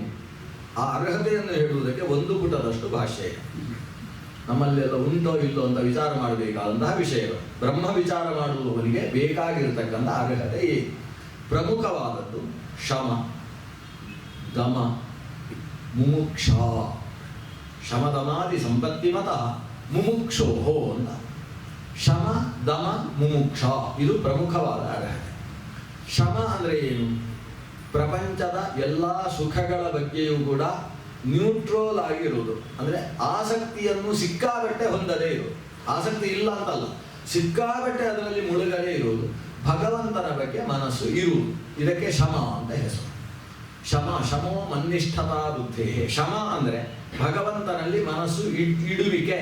ಇದು ಮೊದಲ ಅರ್ಹತೆ. ಬ್ರಹ್ಮಸೂತ್ರ ಓದುವವರಿಗೆ ಮೊದಲಿರಬೇಕಾದ್ದೇನೆಂದರೆ ನಾವೆಲ್ಲ ಹುಟ್ಟಿದವರು, ನಾವೆಲ್ಲ ಅಸ್ವತಂತ್ರರು. ಅಸ್ವತಂತ್ರರಾದ ನಮ್ಮನ್ನೆಲ್ಲ ಹುಟ್ಟಿಸಿದ ನಿಯಂತ್ರಿಸುವ ಒಂದು ಶಕ್ತಿ ಇದೆ. ಈ ಎಚ್ಚರ ಬೇಕು. ಆಸ್ತಿಕ್ಯ ಬುದ್ಧಿ ಅಂದರೆ ದೇವರ ಬಗ್ಗೆ ಜ್ಞಾನ, ದೇವರ ಬಗ್ಗೆ ಅವನ ಮನಸ್ಸಿನಲ್ಲೂ ಬುದ್ಧಿಯಲ್ಲೂ ಭಾವ ಅನ್ನುವುದಿದ್ರೆ ಅವನಿಗೆ ಶಾಂತ ಅಂತ ಹೆಸರು. ಶಮ ಉಳ್ಳವನು ಶಾಂತ, ದಮ ಉಳ್ಳವನು ದಾಂತ. ನಾವು ಶಾಂತರಾಗಿ ದಾಂತರಾಗಿದ್ರೆ ಇದನ್ನು ಶಾಂತೋ ದಾಂತಃ ಉಪರತ ಸ್ಥಿತಿಕ್ಷು ಅಂತ ವೇದದ ಮಾತನ್ನು ಆಚಾರ್ಯರು ಇಲ್ಲಿ ಉಲ್ಲೇಖ ಮಾಡ್ತಾರೆ. ಭಗವಂತನಲ್ಲಿ ಚರ್ಚೆ ವಿಚಾರವನ್ನು ಯಾವಾಗ ಮಾಡ್ತಾನೆ ಅಂದರೆ ಶಾಂತೋ ದಾಂತಃ ಉಪರತಃ ತಿತಿಕ್ಷು. ಶಮ ಉಳ್ಳವ, ದಮ ಉಳ್ಳವ, ಉಪರತಿ ಉಳ್ಳವ, ಜೊತೆಗೆ ತಿತಿಕ್ಷಾ ಉಳ್ಳವ, ಮುಮುಕ್ಷುವಾದಂತಹ ವ್ಯಕ್ತಿ ಭಗವದ್ ವಿಚಾರವನ್ನು ನಡೆಸುವುದಕ್ಕೆ ಅರ್ಹನಾಗ್ತಾನೆ. ಭಗವಂತನ ಬಗ್ಗೆ ಪ್ರಜ್ಞೆ ಬೇಕು, ಮೊದಲ ಅರ್ಹತೆ. ಹಾಗಾದರೆ ಇದರಲ್ಲಿ ನಾವು ಪಾಸ್ ಆಗಿದ್ದೇವೆ ಅಂತ ಅರ್ಥ. ಇಂಟರ್ವ್ಯೂನಲ್ಲಿ ಒಂದು 4 ಸ್ಟೆಪ್ ಇರ್ತದೆ. ಮೊದಲ ಸ್ಟೆಪ್ ಏನಂದರೆ ನೀನು ಬ್ರಹ್ಮಸೂತ್ರಕ್ಕೆ ಒಳಗೆ ಎಂಟರ್ ಆಗಬೇಕಾದ್ರೆ ಇಂಟರ್ವ್ಯೂ ಬರಬೇಕು. ಅದರಲ್ಲಿ ಮೊದಲದ್ದೇನು ಅಂದರೆ ನಿನಗೆ ಶಾಂತಿ ಇದೆಯೋ, ಶಮ ಇದೆಯೋ ಅಂತ. ಸಾಮಾನ್ಯ ನಮ್ಮಲ್ಲಿದೆ, ಶಮ ಇದೆ. ಆದರೆ ಶಮದ ಹಿನ್ನೆಲೆಯಲ್ಲಿ ಬೇಕಾದದ್ದು ದಮ, ದಾಂತರೂ ಆಗಿರಬೇಕು. ದಮ ಅಂದರೆ ನಮ್ಮ ಇಂದ್ರಿಯಗಳನ್ನು ನಮ್ಮ ಹಿಡಿತದಲ್ಲಿ ಇಟ್ಟುಕೊಳ್ಳುವಂತಹ ಅರ್ಹತೆ. ದಾಂತಹ ದಮಃ ಇಂದ್ರಿಯ ನಿಗ್ರಹ. ಇಂದ್ರಿಯ ನಿಗ್ರಹ ಬೇಕು. ವಸ್ತುಗಳಲ್ಲಿ ನಾವು ಸುಖಿಸುವುದು ತಪ್ಪಲ್ಲ, ಆದರೆ ಈ ರೂಪರಸ ಗಂಧ ಸ್ಪರ್ಶಗಳೆಂಬ ವಸ್ತುಗಳನ್ನು ಸ್ವೀಕರಿಸಿ ಅರ್ಥಗಳಲ್ಲಿ ಸುಖಿಸುವುದು ತಪ್ಪಲ್ಲ. ಆದರೆ ಅರ್ಥಗಳನ್ನು ಎಷ್ಟು ಬೇಕೋ ಅಷ್ಟಕ್ಕೆ ಇಟ್ಟುಕೊಳ್ಳುವುದು ಅದು ಇಂದ್ರಿಯಗಳ ಮೇಲೆ ನಿಯಂತ್ರಣದಿಂದ ಸಾಧ್ಯವಾಗ್ತದೆ. ಇಂದ್ರಿಯಗಳು ವಿಷಯ ಪದಾರ್ಥಗಳಲ್ಲಿ ಮುಳುಗಿ ಬೇಕು ಅನಿಸಿದಾಗ ಸೆಳೆಯುವುದಕ್ಕೆ ಬರದೇ ಹೋದ ಪಕ್ಷದಲ್ಲಿ ಆತ ಇಂದ್ರಿಯಗಳ ದಾಸನಾಗಿದ್ದಾನೆ ಹೊರತು ಇಂದ್ರಿಯಗಳು ಅವನ ಹಿಡಿತದಲ್ಲಿಲ್ಲ ಅಂತ ಆಗ್ತದೆ. ಬೇಕಾದಾಗ ಆ ವಿಷಯ ಪದಾರ್ಥದಿಂದ ಇಂದ್ರಿಯದಿಂದ ತೆಗೆದುಕೊಳ್ಳುವ ಶಕ್ತಿ ನಮ್ಮಲ್ಲಿರಬೇಕು. ಒಂದು ದೂರದರ್ಶನವನ್ನು ನೋಡ್ತಾ ಇದ್ದೇವೆ ಅಂತ ಅನ್ಕೊಳ್ಳುವ. ಅದನ್ನು ನೋಡ್ತಾ ಇದ್ದ ಹಾಗೆ ಸಾಯಂಕಾಲ 5:30 ಆಯಿತು. 5:30 ಆಗುವ ಹೊತ್ತಿಗೆ ಇವನಿಗೆ ಸಂಧ್ಯಾವಂದನೆಯ ಸಮಯ. ಯಾಕಂದರೆ ಉಪನಯನಾಗಿ ಇನ್ನೂ ಕೂಡ 4 ತಿಂಗಳಾಗಲಿಲ್ಲ. ಆತ ಕಾಲದಲ್ಲಿ ಸಂಧ್ಯಾವಂದನೆ ಮಾಡ್ತಾನೆ. ಕಾಲದ ಸಂಧ್ಯಾವಂದನೆ. ಆತ ದೂರದರ್ಶನದಲ್ಲಿ ಅತ್ಯಂತ ಖುಷಿಯನ್ನು ಕೊಡುವ ಯಾವುದೋ ಒಂದು ಆಟ, ಅಂತರ್ದೇಶೀಯ ಆಟವನ್ನು ನೋಡ್ತಾ ಇದ್ದಾನೆ. ಅದರಲ್ಲಿ 100 ರನ್ ಹೊಡೆಯುವುದಕ್ಕೆ ಬರೀ 4 ರನ್ ಉಳಿದಿದೆ. ಇನ್ನು ಅವ ಹೊಡೆಯಲ್ಲೇ ತನಕ ಸಂಧ್ಯಾವಂದನೆಗೆ ಹೋಗಲ್ಲ ಅಂತ ಕೂತ ಅಂತಾದ್ರೆ ಅವನಲ್ಲಿ ಇಂದ್ರಿಯ ನಿಗ್ರಹ ಇಲ್ಲ ಅಂತ ಅರ್ಥ. ಅಂದ್ರೆ ಇಂದ್ರಿಯವನ್ನು ಹೊರಗೆ ಹಾಕಿದವ ಬೇಕಾದಾಗ ಸೆಳೆಯಬೇಕು. ಕೃಷ್ಣ ಗೀತೆಯಲ್ಲಿ ಹೇಳ್ತಾನೆ, ಕೂರ್ಮೋಂಗಾನೀವ ಸರ್ವಶಃ. ಕೂರ್ಮ ಅದಕ್ಕೆ 5 ಅಂಗಗಳು ಅದರ ಮೇಲೆ ಇದ್ದ ಕವಚದ ಹೊರಗೆ ಕಾಣಿಸುತ್ತೆ. ಎದುರುಗಡೆ ಅದರ ಮುಖ ಕಾಣಿಸ್ತದೆ, 4 ಕಾಲುಗಳು ಕಾಣಿಸ್ತವೆ, ಕೆಲವೊಂದು ಸಲ ಪುಚ್ಛ ಕಾಣಿಸುತ್ತೆ. ಷಡಂಗ ಕೂರ್ಮ ಅಂತ ಅದನ್ನು ಕರೆಯುವುದಂತಿದೆ, ಅಂತ ಪಂಚಾಂಗ ಕೂರ್ಮ ಅಂತ ಕರೀತೇವೆ. ಅದಕ್ಕೆ ಯಾವಾಗ ಏನಾದರೂ ಹೆದರಿಕೆ ಅಂತ ಅನಿಸುತ್ತೋ ಆ ಕ್ಷಣದಲ್ಲಿ ಅದೆಲ್ಲ ಒಳಗೆ ಹೋಗಿ ಬರೀ ಮೇಲೆ ಇದ್ದಂತಹ ಕವಚ ಮಾತ್ರ ಕಾಣಿಸುತ್ತೆ, ಎಲ್ಲವನ್ನು ಒಳಗೆ ಎಳೆಯುತ್ತೆ. ಅದು ಒಳಗೆ ಎಳ್ಕೊಳ್ಳುವುದಕ್ಕೆ ಅದಕ್ಕೆ ಏನಾದರೂ ಕಷ್ಟ ಇದೆಯೋ? ಇಲ್ಲ. ಅದು ಯೋಚಿಸಿದರೆ ಸಾಕು, ಅದಷ್ಟು ಒಳಗೆ ಬಂದು ಬಿಡುತ್ತಲ್ಲ. ಕೂರ್ಮಃ ಅಂಗಾನೈವ ಸರ್ವಶಃ. ಸಮಸ್ತ ಅಂಗವನ್ನು ಕೂಡ ಹೇಗೆ ಬೇಕಾದಾಗ ಹೊರಗೆ ಹಾಕಿ ಬೇಕಾದಾಗ ಒಳಗೆ ಇಟ್ಟುಕೊಳ್ಳುವುದು ಕೂರ್ಮದಲ್ಲಿ ಶಕ್ತಿ ಇದೆಯೋ, ಹಾಗೆ ಅದು ಪಂಚಾಂಗಗಳನ್ನು ಹೊರಗೆ ಹಾಕಿ ಒಳಗೆ ಸೆಳೆಯುವ ಹಾಗೆ ನಮ್ಮ ಪಂಚೇಂದ್ರಿಯಗಳನ್ನು ಹೊರಗೆ ಹಾಕಿ ಬೇಕಾದಾಗ ಒಳಗೆ ತೆಗೆದುಕೊಳ್ಳುವ ಹಾಗೆ ನಮ್ಮಲ್ಲಿ ಇಂದ್ರಿಯಗಳ ಹಿಡಿತ ಬೇಕು. ಇದನ್ನು ದಮ ಅಂತ ಕರೀತಾರೆ. ಹೀಗೆ ಶಮ ದಮ. ಇದರ ಜೊತೆಗೆ ಮುಖ್ಯವಾಗಿ ಬೇಕಾದ್ದು ಮುಮುಕ್ಷೆ. ಮುಮುಕ್ಷೆ ಅಂತ ಹೇಳಿದ್ರೆ ಮೋಕ್ಷದ ಬಯಕೆ, ಬಿಡುಗಡೆ ಹೊಂದಬೇಕು ಅನ್ನೋ ಭಾವ ಬೇಕು ನಮ್ಮಲ್ಲಿ. ನಮಗೆ ಇದೇ ಬೇಕಾದಷ್ಟಿದೆಪ್ಪ, ಇದರ ಮುಂದೆ ಏನಿದೆ ಹೇಳಿ. ಮೋಕ್ಷಕ್ಕೂ ಕಿಚ್ಚಿಡು ಅಂತ ಹೇಳುವುದಿಲ್ಲ, ಸ್ವರ್ಗಕ್ಕೆ ಕಿಚ್ಚಿಡು ಅಂತ ಕುಮಾರವ್ಯಾಸ ಹೇಳಿದ ಹಾಗೆ. ಇದೆಲ್ಲ ಏನು, ಈ ಪ್ರಪಂಚದ ಇಷ್ಟು ಇದ್ದಾಗ ಇನ್ನೇನು ಬೇಕು ನಮಗೆ, ಸಾಕು ಅಂತ ಇದರಲ್ಲೇ ಮುಳುಗಿರುವ ಇದರಲ್ಲಿ ಇರತಕ್ಕಂಥ ಅಸಾರವನ್ನು ಮನಗಂಡಿರಬೇಕು. ನಾನಾ ವಿಧ ಸಾಂಸಾರಿಕ ದುಃಖ ದರ್ಶನೇನ ಅಂತ. ಈ ಸಂಸಾರವು ಮೊದಲು ದುಃಖ ಅಂತ ಗೊತ್ತಾಗಬೇಕು, ಇದು ಶಾಶ್ವತ ಅಲ್ಲ ಅಂತ ಮೊದಲು ಎಚ್ಚರಬೇಕು. ಈ ಶರೀರ ಅನ್ನೋದು ಶಾಶ್ವತ ಅಲ್ಲ. ಶರೀರವು ವರ್ಷವಾಗ್ತಾ ಹೋದ ಹಾಗೆ ಕ್ಷೀಣವಾಗ್ತಾ ಬರ್ತದೆ. ಶರೀರಕ್ಕೆ ಬಾಲ್ಯದಲ್ಲಿದ್ದಂತಹ ಸಾಮರ್ಥ್ಯ ಯೌವನದ ನಂತರದ ಕಾಲದಲ್ಲಿ ಇರುವುದಿಲ್ಲ. ಅದು ಒಂದೊಂದೇ ರೀತಿಯಲ್ಲಿ ಒಂದೊಂದೇ ಇಂದ್ರಿಯಗಳು ತನ್ನ ಶಕ್ತಿಯನ್ನು ಕಳ್ಕೊಂಡು ಒಂದಲ್ಲ ಒಂದು ದಿವಸ ಈ ಶರೀರದಿಂದ ನಾವು ಏನಾದರೂ ಮಾಡಿ ಹೊರಗೆ ಹೋಗಲೇಬೇಕಾಗ್ತದೆ. ಈ ಎಚ್ಚರ ಬೇಕಾಗ್ತದೆ. ಶರೀರದಿಂದ ಹೊರಗೆ ಹೋದ ಮೇಲೆ ಇದಕ್ಕಿಂತ ಒಳ್ಳೆಯ ಶರೀರವಾದರೂ ಸಿಗಬೇಕಲ್ವಾ ಕನಿಷ್ಠ ಪಕ್ಷ. ಆ ಶರೀರ ಸಿಕ್ಕಿದರೂ ಕೂಡ ಮತ್ತೆ ಆ ಶರೀರದಿಂದ ಇನ್ನಷ್ಟು ಕೆಳಗೆ, ಇದು ಹಾವು ಏಣಿ ಆಟ ಇದ್ದ ಹಾಗೆ. ನಾವೊಂದು ಶರೀರಕ್ಕೆ ಹೋದ ಮೇಲೆ ಆ ಶರೀರದಿಂದ ಮತ್ತೆ ಎತ್ತರದ ಶರೀರಕ್ಕೆ ಹೋಗಬೇಕು ಅಂತ ಏನು ನಿಯಮ ಇಲ್ಲ. ಮತ್ತೆ ಎಷ್ಟು ಕೆಳಗೆ ಬೇಕಾದರೂ ಬರುವಂತಹ ಸಾಧ್ಯತೆ ಇದೆ. ಹಾಗಾದರೆ ಇದರಲ್ಲೇ ಸಿಲುಕಿಕೊಂಡು ಎಷ್ಟು ಕಾಲ ಒದ್ದಾಡುವುದು. ಆದ್ದರಿಂದ ಈ ಆತ್ಮಕ್ಕೆ ಮತ್ತೊಮ್ಮೆ ಈ ಯೋನಿಗಳ ಸಂಬಂಧ ಇಲ್ಲದೆ ಇರುವ ಹಾಗೆ 84 ಲಕ್ಷ ಯೋನಿಗಳು ಅಂತ ಏನು ಕರೀತೇವೆ, ಇಂತಹ ಯಾವ ಶರೀರವೂ ಶರೀರದ ಬಂಧನವೂ ಇಲ್ಲದೆ ಇರುವ ಹಾಗೆ ಈ ಆತ್ಮಕ್ಕೆ ಬಿಡುಗಡೆ ಬೇಕು ಅಂತ. ಬಿಡುಗಡೆಯ ಮನಸ್ಸು ನಮ್ಮಲ್ಲಿ ಬೇಕು. ಬಿಡುಗಡೆ ಅನ್ನುವುದಕ್ಕೆ ಸಂಸ್ಕೃತದಲ್ಲಿ ಮೋಚನ ಅಥವಾ ಮೋಕ್ಷ ಅನ್ನುವ ಶಬ್ದ. ನಮಗೆ ಮೋಕ್ಷದ ಬಗ್ಗೆ, ಬಿಡುಗಡೆಯ ಬಗ್ಗೆ ನಮಗೆ ಬಯಕೆ ಬೇಕು. ಆ ಬಯಕೆ ಇದ್ದವ ಈ ಬ್ರಹ್ಮ ವಿಚಾರವನ್ನು ನಡೆಸಬೇಕು. ಇಲ್ಲ ಇದೇ ಸಾಕು, ಇಲ್ಲಿ ಅಷ್ಟು ಸುಖ ಸಿಗದೆ ಹೋದರೆ ಸ್ವರ್ಗಕ್ಕೆ ಹೋಗ್ತೇನೆ, ಸ್ವರ್ಗದಲ್ಲಿ ಬೇಕಾದಷ್ಟು ಸುಖ. ಈ ಸ್ವರ್ಗ ಪ್ರಪಂಚ ಇಷ್ಟನ್ನೇ ಬಯಸುವವ ಅವನು ಅಥಾತೋ ಬ್ರಹ್ಮ ಜಿಜ್ಞಾಸಕ್ಕೆ ಬರಬೇಕು. ಇಲ್ಲ, ಅಥಾತೋ ಧರ್ಮ ಜಿಜ್ಞಾಸ ಅಂತ. ಯಜ್ಞ, ಯಾಗ, ಪಶುಬಲಿ, ಸೋಮಯಾಗ, ಸೋಮರಸ ಕುಡಿಯುವುದು, ಸ್ವಾದಿಷ್ಠಯ ಮದಿಷ್ಠಯ ಪವಸ್ವ ಸೋಮಧಾರೆಯ ಅಂತ ಸ್ವಾದಿಷ್ಟವಾದ ಮದಿಷ್ಠವಾದ ಸೋಮಧಾರೆಯನ್ನು ಕುಡಿತ ಅದರಲ್ಲೇ ಖುಷಿ ಪಟ್ಟುಕೊಂಡು ಅವ ಇರಬಹುದು. ಯಾರಿಗೆ ಇದರಲ್ಲಿ ವಿರಕ್ತಿ ಉಂಟಾಗಿ ಇದರ ದುಃಖದ ನಿಜ ಸಾಕ್ಷಾತ್ ದರ್ಶನ ಉಂಟಾಗಿ ಇದರಿಂದ ಒಮ್ಮೆ ಬಿಡುಗಡೆ ಪಡೆಯತಕ್ಕದ್ದು ಅನ್ನುವ ಇಚ್ಛೆ ಇದೆಯೋ ಅಂಥವ ಬಿಡುಗಡೆ ಕೊಡುವವನ ಬಗ್ಗೆ ಯೋಚಿಸಬೇಕು. ಬಿಡುಗಡೆ ಕೊಡುವವ ಯಾರು? ಒಬ್ಬನೇ ಒಬ್ಬ. ಮೋಚಕೋ ಭವಪಾಶೇನ ಅಥವಾ ಬಂಧಕೋ ಭವಪಾಶೇನ ಭವಪಾಶಾಚ್ಚ ಮೋಚಕಃ. ಈ ಭವಪಾಶ ಸಂಸಾರವೆಂಬ ಪಾಶದಿಂದ ಬಂಧನ ಯಾರು ಮಾಡಿದ್ದಾನೋ ಅವನೇ ಇದರಿಂದ ಬಿಡುಗಡೆ ಕೊಡುವುದಕ್ಕೆ ಸಮರ್ಥನಾಗಿದ್ದಾನೆ. ಅವನು ಒಬ್ಬನೇ. ಮುಕುಂದ ಅಂತ ಅವನಿಗೆ ಹೆಸರು. ಮುಕು ಅಂದರೆ ಮೋಕ್ಷ, ಅದನ್ನು ದ ಅಂದರೆ ಕೊಡುವವ. ಮುಕುಂ ದದಾತೀತಿ ಮುಕುಂದ. ಮೋಕ್ಷವನ್ನು ಕೊಡತಕ್ಕಂತಹ ವ್ಯಕ್ತಿ ಒಬ್ಬ ಇದ್ದಾನೆ. ಅವನ ಅನುಗ್ರಹವನ್ನು ಸಂಪಾದಿಸುವುದಕ್ಕೆ ಅವನ ಬಗ್ಗೆ ವಿಚಾರವನ್ನು ನಡೆಸಬೇಕು. ಅಥಾತೋ ಬ್ರಹ್ಮ ಜಿಜ್ಞಾಸ ಅಂದರೆ ಅಥ ಅಂದರೆ ಶಮ ದಮ ಮೋಕ್ಷ ಮೊದಲಾದಂತಹ ಬ್ರಹ್ಮ ವಿಚಾರಕ್ಕೆ ಬೇಕಾದ ಅಧಿಕಾರ ಸಂಪತ್ತಿಯನ್ನು ಪಡೆದಿರತಕ್ಕಂತಹ ವ್ಯಕ್ತಿ. ಇದನ್ನು ಪಡೆದಾದ ಮೇಲೆ ಅತಃ ಬ್ರಹ್ಮ ಜಿಜ್ಞಾಸ ಕರ್ತವ್ಯ. ಸರಿ, ಇಷ್ಟ ಆಯ್ತಪ್ಪ, ನಾನು ಬ್ರಹ್ಮ ಜಿಜ್ಞಾಸೆಗೆ ಹೊರಡ್ತೇನೆ, ಯಾಕೆ ಅಂತ ಪ್ರಶ್ನೆ ಬರುವುದಿಲ್ಲ. ಈಗ ಯಾವುದೇ ಒಂದು ವಿಷಯ ಹೇಳಿದಾಗ ಮೊದಲು ಅಧಿಕಾರಿ ಬೇಕು, ಅದಕ್ಕೆ ಅಧಿಕಾರ ಉಳ್ಳವ ಬೇಕು. SSLC ಅಂತ ಹೇಳಿದ ಕೂಡಲೇ ಯಾರು ಹುಟ್ಟಿದ ಮಗುವನ್ನು ತಗೊಂಡು ಹೈಸ್ಕೂಲಿಗೆ ಸೇರಿಸ್ತೇನೆ ಅಂದರೆ ಸೇರಿಸಿಬಿಡ್ತಾರ? ಅವ್ರು ನೋಡ್ತಾರೆ ಸರ್ಟಿಫಿಕೇಟ್ ಇಷ್ಟಿದೆಯಾ, 9ನೇ ತರಗತಿಯ ಸರ್ಟಿಫಿಕೇಟ್ ಇದ್ರೆ ಇಲ್ಲಿ ಅಧಿಕಾರ ನಿನಗೆ ಇಲ್ಲಿಗೆ, ಇಲ್ಲ ಅದಿಲ್ಲ ಅಂದರೆ ನೀನು ಅಲ್ಲಿಗೆ ಸೇರುವಂತ LKG UKGಗೆ ಕಳಿಸ್ತಾರೆ. ಆದರೆ ಅಲ್ಲಿಗೆ ಅಧಿಕಾರ ಬೇರೆ, ಇಲ್ಲಿಗೆ ಅಧಿಕಾರ ಬೇರೆ. ಧರ್ಮ ಜಿಜ್ಞಾಸೆಗೆ ಇರುವ ಅಧಿಕಾರ ಬೇರೆ, ಬ್ರಹ್ಮ ಜಿಜ್ಞಾಸೆಗೆ ಇರುವ ಅಧಿಕಾರ ಬೇರೆ. ಬ್ರಹ್ಮ ಜಿಜ್ಞಾಸೆಗೆ ಬೇಕಾದ ಅಧಿಕಾರ ಇದೆ. ಅಧಿಕಾರ ಇದ್ದವ ಎಲ್ಲ ಅದಕ್ಕೆ ಸೇರ್ತಾನ. ಒಂದು SSLC ಆಯಿತು, ಅವನಿಗೆ ಅಧಿಕಾರ ಇದೆ ಯಾವುದಕ್ಕೆ ಸೇರುವುದಕ್ಕೆ, PUCಗೆ ಸೇರುವುದಕ್ಕೆ ಅಧಿಕಾರ ಇದೆ. ಆ ಕಡೆ ಇನ್ಯಾವುದೋ ಹೊಸ ಕೋರ್ಸಿಗೆ ಅಧಿಕಾರ ಇದೆ, CET ಅದಕ್ಕೆ ಬೇಕಾದ ಅದನ್ನು ಬರೆಯುವುದಕ್ಕೆ ಅಧಿಕಾರ ಇದೆ, ಈ ಕಡೆ ನೀಟ್ ಬರೆಯುವುದಕ್ಕೆ ಅಧಿಕಾರ ಇದೆ. ಅನೇಕ ಅಧಿಕಾರಗಳು ಅವನಿಗಿದ್ದಾರೆ. ಆದರೆ ಎಲ್ಲಕ್ಕೂ ಹೋಗ್ತಾನ. ಅವನಿಗೆ ಯಾವುದರಿಂದ ಪ್ರಯೋಜನ ಇದೆ ಅಂತ ಬಯಕೆ ಇದೆಯೋ ಅಂತದ್ದಕ್ಕೆ ಹೋಗ್ತಾನೆ. ಅವನಿಗೆ ದೇಶ ರಕ್ಷಣೆ ಮಾಡಬೇಕು ಅಂತ ಒಂದು ವಿಶಿಷ್ಟವಾದ ಭಾವ ಇದ್ದರೆ ಅವ ಸೈನ್ಯಕ್ಕೆ ಸೇರಬೇಕು ಅಂತ ಆ ಬಗ್ಗೆ ಆಲೋಚನೆ ಮಾಡ್ತಾನೆ, ಅದಕ್ಕೆ ಬೇಕಾದಂತೆ ಕೊಡ್ತಾನೆ. ಇಲ್ಲ ಸಿಕ್ಕಾಪಟ್ಟೆ ದುಡ್ಡು ಸಂಪಾದನೆ ಮಾಡಬೇಕು ಅಂತಿದ್ರೆ ಸಾಫ್ಟ್ವೇರೋ ಹಾರ್ಡ್ವೇರೋ ಅಂತ ವೇರ್ಗಳಿಗೆ ಅವ ಹೋಗ್ತಾನೆ. ಒಟ್ಟಿನಲ್ಲಿ ಅವನಿಗೆ ಯಾವುದರ ಬಗ್ಗೆ ಯಾವುದರಲ್ಲಿ ಪ್ರಯೋಜನಾಕಾಂಕ್ಷೆ ಇದೆ ಅದರ ಕಡೆಗೆ ಆತ ಸಾಕ್ತಾನಲ್ವಾ. ಪ್ರಯೋಜನ ಉದ್ದೇಶ ಬೇಕು, ಒಂದು ಅಧಿಕಾರ ಬೇಕು. ಪ್ರಯೋಜನ ಉದ್ದೇಶ ಇದೆ ಅಂತ ಆದ ಕೂಡಲೇ ಅದಕ್ಕೆ ಸೇರುವುದಕ್ಕಾಗುವುದಿಲ್ಲ, ಅವನಲ್ಲಿ ಅಧಿಕಾರ ಬೇಕು. ಅಧಿಕಾರ ಇದ್ದ ಕೂಡಲೇ ಸೇರುವುದಿಲ್ಲ, ಪ್ರಯೋಜನಾಕಾಂಕ್ಷೆ ಬೇಕು.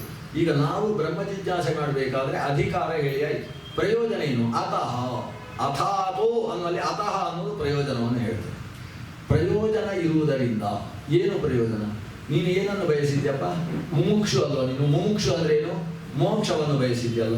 ಮೋಕ್ಷವನ್ನು ಬಯಸಿದ ನಿನಗೆ ಅದರಿಂದ ಪ್ರಯೋಜನ ಇದೆ. ಆದ್ದರಿಂದ ಯಾವುದರಿಂದ? ಬ್ರಹ್ಮ ವಿಚಾರ ಮಾಡುವುದರಿಂದ ಪ್ರಯೋಜನ ಇದೆ. ಬ್ರಹ್ಮ ವಿಚಾರವನ್ನು ಮಾಡುವುದರಿಂದ ನಿನಗೆ ಮೋಕ್ಷ ಸಿಗ್ತದೆ. ಸಂಸಾರ ಸಾಗರದಿಂದ ನೀನು ದಾಟಿ ಸಂಸಾರದ ಬಂಧನದಿಂದ ಬಿಡುಗಡೆಯಾಗ್ತದೆ. ಈ ಬಿಡುಗಡೆ ಎಂಬ ಪ್ರಯೋಜನ ಇರುವುದರಿಂದ ಜಿಜ್ಞಾಸೋತ್ಥ ಜ್ಞಾನಜಾತ ಪ್ರಸಾದಾದೇವ ಮುಚ್ಯತೆ. ಭಗವಂತನ ಬಗ್ಗೆ ನೀನು ವಿಚಾರವನ್ನು ಮಾಡುವುದರಿಂದ, ಜಿಜ್ಞಾಸೆಯನ್ನು ನಡೆಸುವುದರಿಂದ ಭಗವಂತನ ಬಗ್ಗೆ ಸ್ಪಷ್ಟವಾದ ಜ್ಞಾನ ಉಂಟಾಗ್ತದೆ. ಭಗವಂತನ ಜ್ಞಾನದಿಂದಾಗಿ ಭಗವಂತನ ಬಗ್ಗೆ ವಿಶೇಷವಾದ ಭಕ್ತಿ ಉಂಟಾಗ್ತದೆ. ಆ ಭಗವಂತನ ಭಕ್ತಿಯಿಂದಾಗಿ ಭಗವಂತ ನಿನ್ನ ಮೇಲೆ ಅನುಗ್ರಹ ಮಾಡ್ತಾನೆ, ಭಗವತ್ ಪ್ರಸಾದ ಉಂಟಾಗ್ತದೆ. ಆ ಭಗವತ್ ಪ್ರಸಾದದಿಂದಾಗಿ ಭಗವಂತ ತನ್ನನ್ನು ತಾನು ನಿನಗೆ ತೋರ್ಪಡಿಸಿಕೊಳ್ತಾನೆ, ಅಪರೋಕ್ಷ ಜ್ಞಾನ ಉಂಟಾಗ್ತದೆ. ಆ ಅಪರೋಕ್ಷ ಜ್ಞಾನದಿಂದಾಗಿ ನಿನಗೆ ಇನ್ನಷ್ಟು ಭಕ್ತಿ, ಪರಮ ಭಕ್ತಿ ಭಗವಂತನಲ್ಲಿ ಉಂಟಾಗ್ತದೆ. ಆ ಪರಮ ಭಕ್ತಿಯಿಂದಾಗಿ ಭಗವಂತ ಪರಮಾನುಗ್ರಹವನ್ನು ಮಾಡ್ತಾನೆ. ಆ ಪರಮಾನುಗ್ರಹವೇ ನಿನಗೆ ಮೋಚಕ, ಅದರಿಂದ ನಿನಗೆ ಮೋಕ್ಷ ಉಂಟಾಗುತ್ತೆ. ಹಾಗಾದರೆ ಈ ಪರಂಪರೆಯಿಂದ ಜಿಜ್ಞಾಸೆಯೇ ಮೋಕ್ಷವನ್ನು ಕೊಡುತ್ತೆ. ಆದ್ದರಿಂದ ನೀನು ಬ್ರಹ್ಮ ಜಿಜ್ಞಾಸೆಯನ್ನು ನಡೆಸತಕ್ಕದ್ದು. ಅತಃ ಅಂದರೆ ನೀನು ಬ್ರಹ್ಮ ವಿಚಾರವನ್ನು ಮಾಡುವುದರಿಂದ ಭಗವತ ಪರೋಕ್ಷ ಜ್ಞಾನ ದ್ವಾರ ಭಗವಂತನ ಪರಮಾನುಗ್ರಹ ಪ್ರಯುಕ್ತವಾದಂತಹ ಮೋಕ್ಷ ಪ್ರಯೋಜನ ಇದಕ್ಕಿದೆ. ಆದ್ದರಿಂದ ಬ್ರಹ್ಮ ಜಿಜ್ಞಾಸ ಅಥಾತೋ ಬ್ರಹ್ಮ ಜಿಜ್ಞಾಸ. ಏನು ಬ್ರಹ್ಮ ಜಿಜ್ಞಾಸ? ಕ್ರಿಯಾಪದವೇ. ಒಂದು ವಾಕ್ಯ ಪೂರ್ತಿಯಾಗಬೇಕಾದರೆ ಕ್ರಿಯಾಪದ ಬೇಕು. ಈಗ ಶಬ್ದ ಏನು? ಆ ಶಬ್ದಕ್ಕೆ ಅರ್ಥ ನೋಡಿದರೆ ಅಥ ಶಾಂತ ದಾಂತ ಉಪರತ ಸ್ಥಿತಿಕ್ಷುವಾದಂತಹ ಮುಮುಕ್ಷು ವ್ಯಕ್ತಿಯು ಅತಃ ಮೋಕ್ಷವೆಂಬ ಪ್ರಯೋಜನ ಇದರಿಂದ ಸಿಗುತ್ತದೆ. ಆದ್ದರಿಂದ ಬ್ರಹ್ಮ ಜಿಜ್ಞಾಸ, ಬ್ರಹ್ಮದ ಬಗ್ಗೆ ವಿಚಾರವನ್ನು, ಆ ಬ್ರಹ್ಮದ ಬಗ್ಗೆ ವಿಚಾರವೂ ಏನು ಇಲ್ಲವೇ ಇಲ್ಲ. ಬೇಕಾದ್ರೆ ಓಂ ಅಂತೊಂದಿದೆ. ಓಂ ಅಂದರೆ ಗುಣಪೂರ್ಣನಾದ, ಅದು ಬ್ರಹ್ಮನಿಗೆ ವಿಶೇಷಣ. ಗುಣಪೂರ್ಣನಾದಂತಹ ಬ್ರಹ್ಮದ ಬಗ್ಗೆ ವಿಚಾರವು ಏನು ಕರ್ತವ್ಯವಾಗಿದೆ ಅಂತ ಸೇರಿಸಬೇಕಲ್ಲ, ಅದನ್ನು ಹಾಕೊಳ್ಬೇಕು. ಕರ್ತವ್ಯ ಅಂತ ನಮ್ಮ ಕಿಸೆಯಿಂದ ತೆಗೆದು ಅಲ್ಲಿ ಹಾಕೊಳ್ಬೇಕು. ಇದಕ್ಕೆ ಅಧ್ಯಾಹಾರ ಅಂತ ಹೆಸರು. ನಾನು ಇಲ್ಲಿ ಚಳಿ ಆಗ್ತಾ ಉಂಟು ಅಂತ ಅನ್ಕೊಂಡೆ, ಈಗ ಹಾಕೊಂಡೆ ಬಾಗಿಲು ಅಂತ ಹೇಳ್ತೆ. ಬಾಗಿಲು ಅಂತ ಹೇಳಿದ್ರೆ ಹೋಗಿ ಹೊಡೆದಾಕ್ಬೋದು ಅದನ್ನು. ಬಾಗಿಲು ಅಂತ ಹೇಳಿದ್ರೆ ಮುಚ್ಚು ಅಂತ ಅರ್ಥ. ಅದು ಬಾಗಿಲೊಂದು ಮುಚ್ಚು ಅಂತ ನಾನು ಹೇಳಿದ್ದೇನಾ? ಹೇಳಿಲ್ಲ. ಆದರೆ ಅದು ಅಭಿಪ್ರಾಯತಃ ಲಭ್ಯವಾದದ್ದು. ಇಲ್ಲಿ ಚಳಿ ಆಗ್ತಾ ಇದೆ, ಗಾಳಿ ಬರ್ತಾ ಇದೆ, ಬಾಗಿಲು ಅಂತಾರೆ. ಅಂದರೆ ಬಾಗಿಲನ್ನು ಮುಚ್ಚು, ದ್ವಾರಂ ಪಿದೇಹಿ ಅಂತ. ಪಿದೇಹಿ ಅಂತ ಹೇಳದೆ ಹೋದ್ರು ಅಧ್ಯಾಹಾರ ಮಾಡಿಕೊಳ್ಳುವುದಿಲ್ಲ ನಾವು. ಅದು ಅಭಿಪ್ರಾಯದಿಂದ ಲಭ್ಯವಾಗುವಂಥದ್ದು. ಯಾವುದೋ ಗಲಾಟೆ ಮಾಡ್ತಾ ಇದ್ದಾರೆ, ಆವಾಗ ಬಾಯ್ ಅಂತ ಹೇಳಿದ್ರೆ ಬಾಯಿ ಅಂದರೆ ಮುಚ್ಚು ಅಂತ ಅರ್ಥ. ಮುಚ್ಚು ಅಂತ ಹೇಳಬೇಕು ಅಂತ ಹೇಳಿ ಅದಷ್ಟೇ. ಆ ಶಬ್ದವನ್ನು ಬಳಸಿದರೆ ಆ ಸಂದರ್ಭಕ್ಕೆ ಅನುಗುಣವಾಗಿ ಕ್ರಿಯಾಪದವನ್ನು ನಾವು ಇಟ್ಟುಕೊಳ್ಳಬೇಕಾಗ್ತದೆ. ಹಾಗೆ ಇಲ್ಲೂ ಕೂಡ ಓಂ ಅಥಾತೋ ಬ್ರಹ್ಮ ಜಿಜ್ಞಾಸ ಏನು ಕರ್ತವ್ಯ. ಬ್ರಹ್ಮ ಜಿಜ್ಞಾಸವು ಕರ್ತವ್ಯವಾಗಿದೆ, ಮಾಡಲ್ಪಡತಕ್ಕದ್ದು ಅಂತ. ಅದಕ್ಕೆ ಕ್ರಿಯಾಪದವನ್ನು ಅಧ್ಯಾಹಾರ ಮಾಡಬೇಕು. ಅಧ್ಯಾಹಾರ ಅದನ್ನೇ ಯಾಕೆ ಮಾಡಬೇಕು? ನ ಕರ್ತವ್ಯ ಅಂತ ಮಾಡ್ಬೋದಲ್ಲ. ಈಗ ದ್ವಾರಂ ಅಂತ ಹೇಳಿದ್ರೆ ಅಲ್ಲಿ ಬಾಗಿಲು ಮುಚ್ಚಿದ್ದೆ ಅಂತ ಅನ್ಕೊಳ್ಳ, ಯಾರೋ ಬಂದಿದ್ದಾರೆ ಅಂತ ನಂಗೆ ಅನಿಸಿತು, ಬಾಗಿಲು ತೆಗಿ, ದ್ವಾರಂ ಅಂದ್ರೆ ತೆಗಿಬೇಕು ಅಂತ ಅರ್ಥ. ಹಾಗಾದ್ರೆ ಇದನ್ನೇ ಅಧ್ಯಾಹಾರ ಮಾಡಬೇಕು ಅನ್ನೋದಕ್ಕೇನು ಪ್ರಮಾಣ? ಅದು ಪ್ರಕರಣವಶಾತ್ ಲಭ್ಯವಾಗುವುದು. ಇದೇ ಅಧ್ಯಾಹಾರ ಅನ್ನೋದು ಪ್ರಕರಣವಶಾತ್. ಒಂದು ಶಬ್ದಕ್ಕೆ 4-5 ಅರ್ಥಗಳಿದ್ದಾಗಲೂ ಪ್ರಕರಣವಶಾತ್ ನಿರ್ಧಾರ ಮಾಡುವುದು. ಈ ಶಬ್ದಕ್ಕೆ ಇಂತಹ ಪ್ರಕರಣದಲ್ಲಿ ಇಂಥದೇ ಅರ್ಥ. ಸಾಮಾನ್ಯವಾಗಿ ಸೈಂಧವ ಮಾನಯ ಅನ್ನುವುದನ್ನು ದೃಷ್ಟಾಂತವನ್ನು ಕೊಡ್ತಾರೆ. ಸಿಂಧು ಅಂದರೆ ಸಮುದ್ರ, ಸಿಂಧು ಅಂದರೆ ಒಂದು ದೇಶ. ಸಿಂಧು ನಾಗರಿಕತೆ ಅಂತ ಹೇಳೋದಿಲ್ಲ, ಸಿಂಧು ಹಿಂದೂ ಬಂದದ್ದು ಸಿಂಧು ಶಬ್ದದಿಂದ. ಆ ಸಿಂಧು ಪ್ರಾಂತದಲ್ಲಿರುವ ಕುದುರೆಗಳಿಗೆ ಸೈಂಧವ ಅಂತ ಹೆಸರಿದೆ. ಸಿಂಧು ಅಂದರೆ ಸಮುದ್ರ, ಸಮುದ್ರದಿಂದ ತೆಗೆದ ಉಪ್ಪಿಗೂ ಕೂಡ ಸೈಂಧವ ಅಂತ ಹೆಸರಿದೆ. ಸೈಂಧವ ಅಂದರೆ ಉಪ್ಪು ಹೌದು, ಸೈಂಧವ ಅಂತ ಹೇಳಿದರೆ ಕುದುರೆಯೂ ಹೌದು. ಎರಡೂ ಅರ್ಥದಲ್ಲೂ ಸೈಂಧವ ಶಬ್ದದ ಬಳಕೆ ಇದೆ. ನಾವು ಸೈಂಧವ ಮಾನಯ ಅಂತ ಒಬ್ಬ ಹೇಳಿದ, ಸೈಂಧವ ಅಂತ ತಗೊಂಡು ಬಾಪ ಅಂತ ಹೇಳಿದ. ಇವನು ಊಟ ಮಾಡ್ತಾ ಇದ್ದಾನೋ ಅಥವಾ ಯುದ್ಧಕ್ಕೆ ಹೊರಟಿದ್ದಾನೋ ನಾವು ನೋಡ್ಬೇಕು. ಅವ ಯುದ್ಧಕ್ಕೆ ಹೊರಟಾಗ ಸೈಂಧವ ಮಾನಯ ಅಂತ ಹೇಳಿದ್ರೆ ಉಪ್ಪು ತಂದು ಕೊಡ್ಬಾರ್ದು, ಕುದುರೆ ತಂದು ಕೊಡ್ತಾನೆ. ಅವನು ಊಟಕ್ಕೆ ಹೋದಾಗ ಸೈಂಧವ ಮಾನಯ ಅಂತ ಹೇಳಿದ್ರೆ ಉಪ್ಪೇ ತರಬೇಕು, ಕುದುರೆಯನ್ನು ತಂದು ಕೊಡಬಾರ್ದು. ಆದರೆ ಸೈಂಧವ ಶಬ್ದಕ್ಕೆ ಅನೇಕ ಅರ್ಥ ಇದ್ರೂ ಕೂಡ ಅದು ಭೋಜನ ಪ್ರಕರಣವೋ ಯುದ್ಧ ಪ್ರಕರಣವೋ ಅನ್ನುವುದನ್ನು ಗಮನಿಸಿಕೊಂಡು ಪ್ರಕರಣವಶಾತ್ ಇದಕ್ಕೆ ಇದೇ ಅರ್ಥ ಅಂತ ಹೇಗೆ ಸ್ವೀಕರಿಸ್ತೇವೋ ಹಾಗೆ ಒಂದು ವಾಕ್ಯದಲ್ಲಿ ಯಾವುದು ಕ್ರಿಯಾಪದವನ್ನು ಅಧ್ಯಾಹಾರ ಮಾಡಬೇಕು ಅನ್ನುವುದು ಕೂಡ ಪ್ರಕರಣ ನಿರ್ಧಾರ ಮಾಡುತ್ತೆ. ಪ್ರಕೃತ ನಾವು ಅತಃ ಅಂದರೆ ಅಧಿಕಾರ ಸಂಪತ್ತಿಯುಳ್ಳಂತಹ ವ್ಯಕ್ತಿ ಮೋಕ್ಷ ರೂಪ ಪ್ರಯೋಜನಕ್ಕೋಸ್ಕರ ಹೊರಟವ ಬ್ರಹ್ಮ ಜಿಜ್ಞಾಸೆಗೆ ಕಾಲಿಡುವ ವಿಷಯವು ಪ್ರಕೃತವಾದಾಗ ಕರ್ತವ್ಯ ಅನ್ನೋ ಅಧ್ಯಾಹಾರ ಮಾಡಬೇಕು. ಇಷ್ಟು ಮಾತ್ರ ತರ್ಕ ಮಾತ್ರ ಅಲ್ಲ, ಅದಕ್ಕೆ ಕೊಟೇಶನ್. ಆಚಾರ್ಯರು ಕೇವಲ ತರ್ಕದಲ್ಲಿ ಯಾವ ವಿಷಯವನ್ನು ಉಪವಾದನೆ ಮಾಡುವುದಿಲ್ಲ. ಅದಕ್ಕೆ ತಜ್ಜೋಕ್ತಂ ಬ್ರಹ್ಮಾಂಡೇ ಅಂತ ಬ್ರಹ್ಮಾಂಡ ಪುರಾಣದ ಕೊಟೇಶನ್ ಕೊಡ್ತಾರೆ. ಹೀಗಾಗಿ ಭಾಷ್ಯ ದೊಡ್ಡದಾಗುವುದು ಆಚಾರ್ಯರ ಮಾತಿನಿಂದ ಅಲ್ಲ, ಆಚಾರ್ಯರು ಆಡಿದ ಒಂದು ಪಂಕ್ತಿ ಅಥವಾ ಅರ್ಧ ಪಂಕ್ತಿ ಏನಿದೆ ಅದಕ್ಕೆ ಸಂಬಂಧಪಟ್ಟ ವೇದವ್ಯಾಸರ ಅಥವಾ ನಾರಾಯಣನ ಪಂಚರಾತ್ರ, ನಾರಾಯಣ ರಚಿಸಿದ ಪಂಚರಾತ್ರ, ವ್ಯಾಸರು ರಚಿಸಿದ ಪುರಾಣ ಗ್ರಂಥಗಳು, ಮಹಾಭಾರತ, ಸಂವರ್ತ ಮೊದಲಾದಂತಹ ಭಾಗಗಳು ಈ ಗ್ರಂಥದ ಉಲ್ಲೇಖ, ಕೊಟೇಶನ್. ಆ ಉಲ್ಲೇಖಕ್ಕೋಸ್ಕರ ಗ್ರಂಥ ಬಹಳ ದೊಡ್ಡದಾಗುವುದು. ತಾವು ಹೇಳಿದ ವಿಷಯ ಒಂದು ಪುಟ್ಟದಿರ್ತದೆ, ಅದಕ್ಕೆ ಬಹಳ ವಿಸ್ತಾರವಾದಂತಹ ಮಾತುಗಳನ್ನು, ಭಗವಂತನ ಮಾತುಗಳನ್ನು ಸೇರಿಸಿ ಅದನ್ನು ದೊಡ್ಡದು ಮಾಡಿಕೊಂಡು ಹೋಗಿದ್ದಾರೆ. ಒಟ್ಟಿನಲ್ಲಿ ಅವರು ಹೇಳಿದ ವಿಷಯ ನಮಗೆ ಯಾವ ಹಂತದಲ್ಲೂ ಕೂಡ ಸಂಶಯಾರ್ಹವಾಗುವುದಿಲ್ಲ, ನಿಶ್ಚಯವಾಗುವ ಹಾಗೆ ಆಚಾರ್ಯರ ಭಾಷ್ಯ ಇದೆ. ಭಾಷ್ಯವನ್ನು ಅಧ್ಯಯನ ಮಾಡುವವ ಎಲ್ಲೂ ಕೂಡ ಅದರ ಬಗ್ಗೆ ಸಂಶಯ ಮಾಡುವುದಕ್ಕೆ ಅವಕಾಶ ಇಲ್ಲ.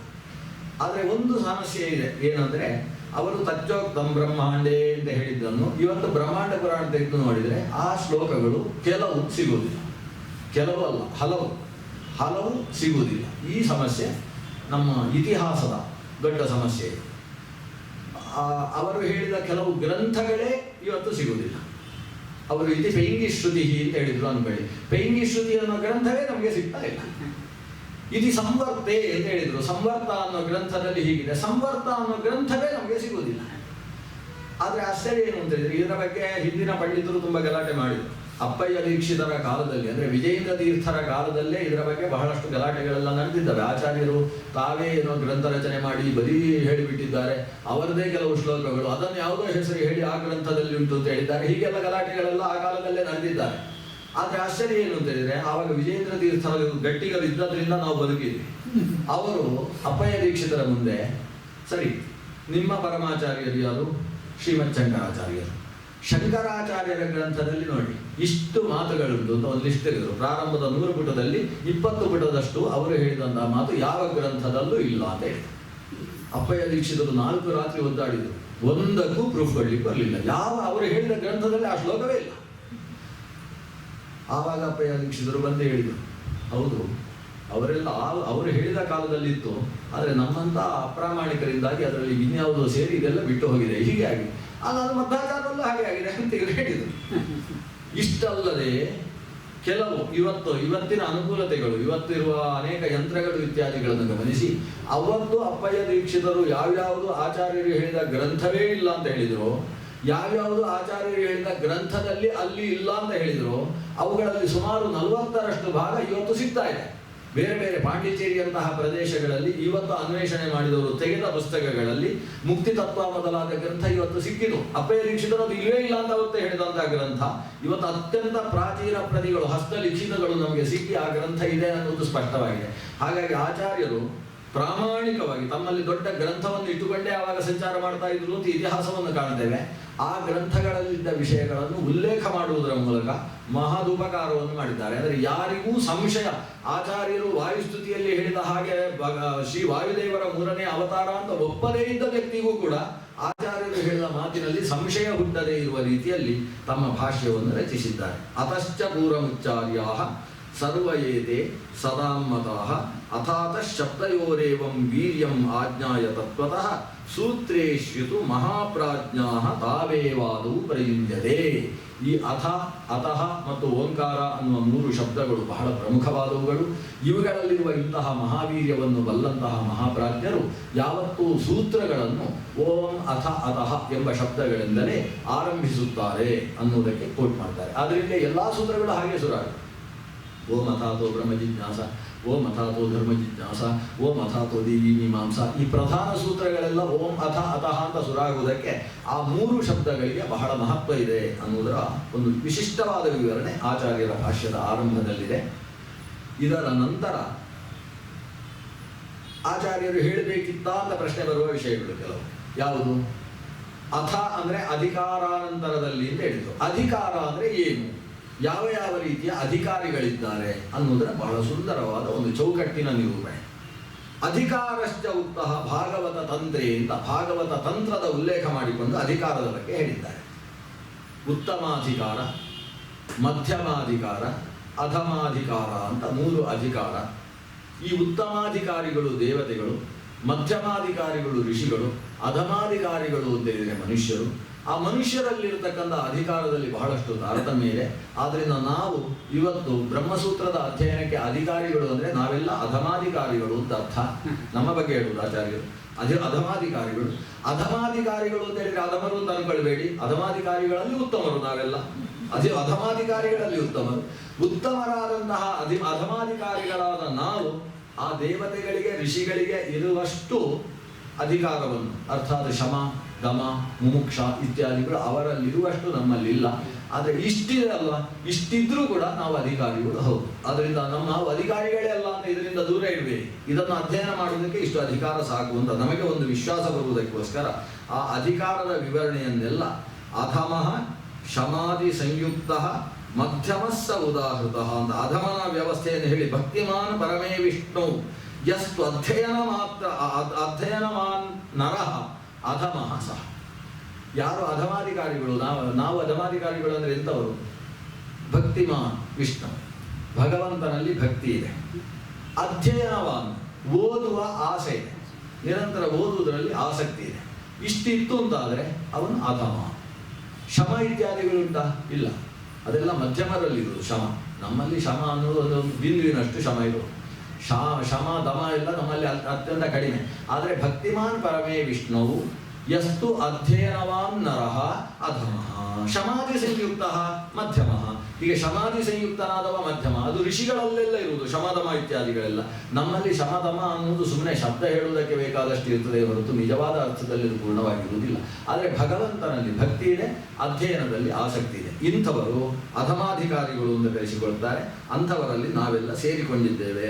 ಅದಕ್ಕೆ ಸಂಬಂಧಪಟ್ಟ ಸೂತ್ರಗಳನ್ನೆಲ್ಲ ಉಲ್ಲೇಖ ಮಾಡಿಕೊಂಡು ಆಚಾರ್ಯರು ಅಧಿಕಾರದ ನಿರ್ಣಯವನ್ನು ಮಾಡ್ತಾರೆ.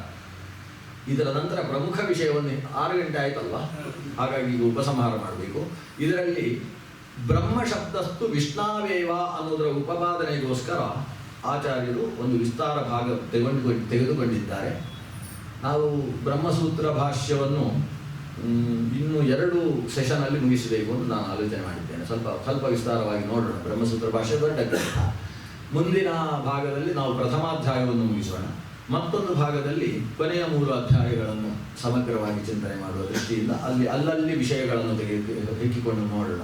ನಾವು ಮುಂದಿನ ತಿಂಗಳಲ್ಲಿ ನಡೆಯುವಂತಹ ಈ ಚಿಂತನಾ ಗೋಷ್ಠಿಯಲ್ಲಿ ಬ್ರಹ್ಮಶಬ್ದಸ್ತು ವಿಷ್ಣಾವೇವ ಅನ್ನುವುದರ ಬಗ್ಗೆ ಆಚಾರ್ಯರ ನಿರೂಪಣೆಯ ಭಾಗದಿಂದ ಪ್ರಾರಂಭಿಸಿ ಮುಂದಿನ ಅಧ್ಯಾಯದ ಚಿಂತನೆಯನ್ನು ಮತ್ತೆ ನಡೆಸೋಣ.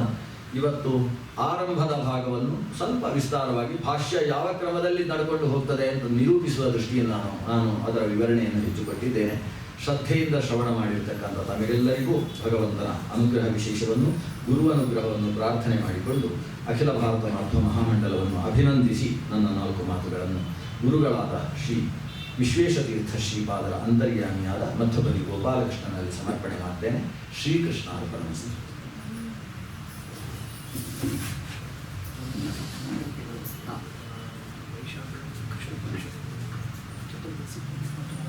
ಆಯ್ತು.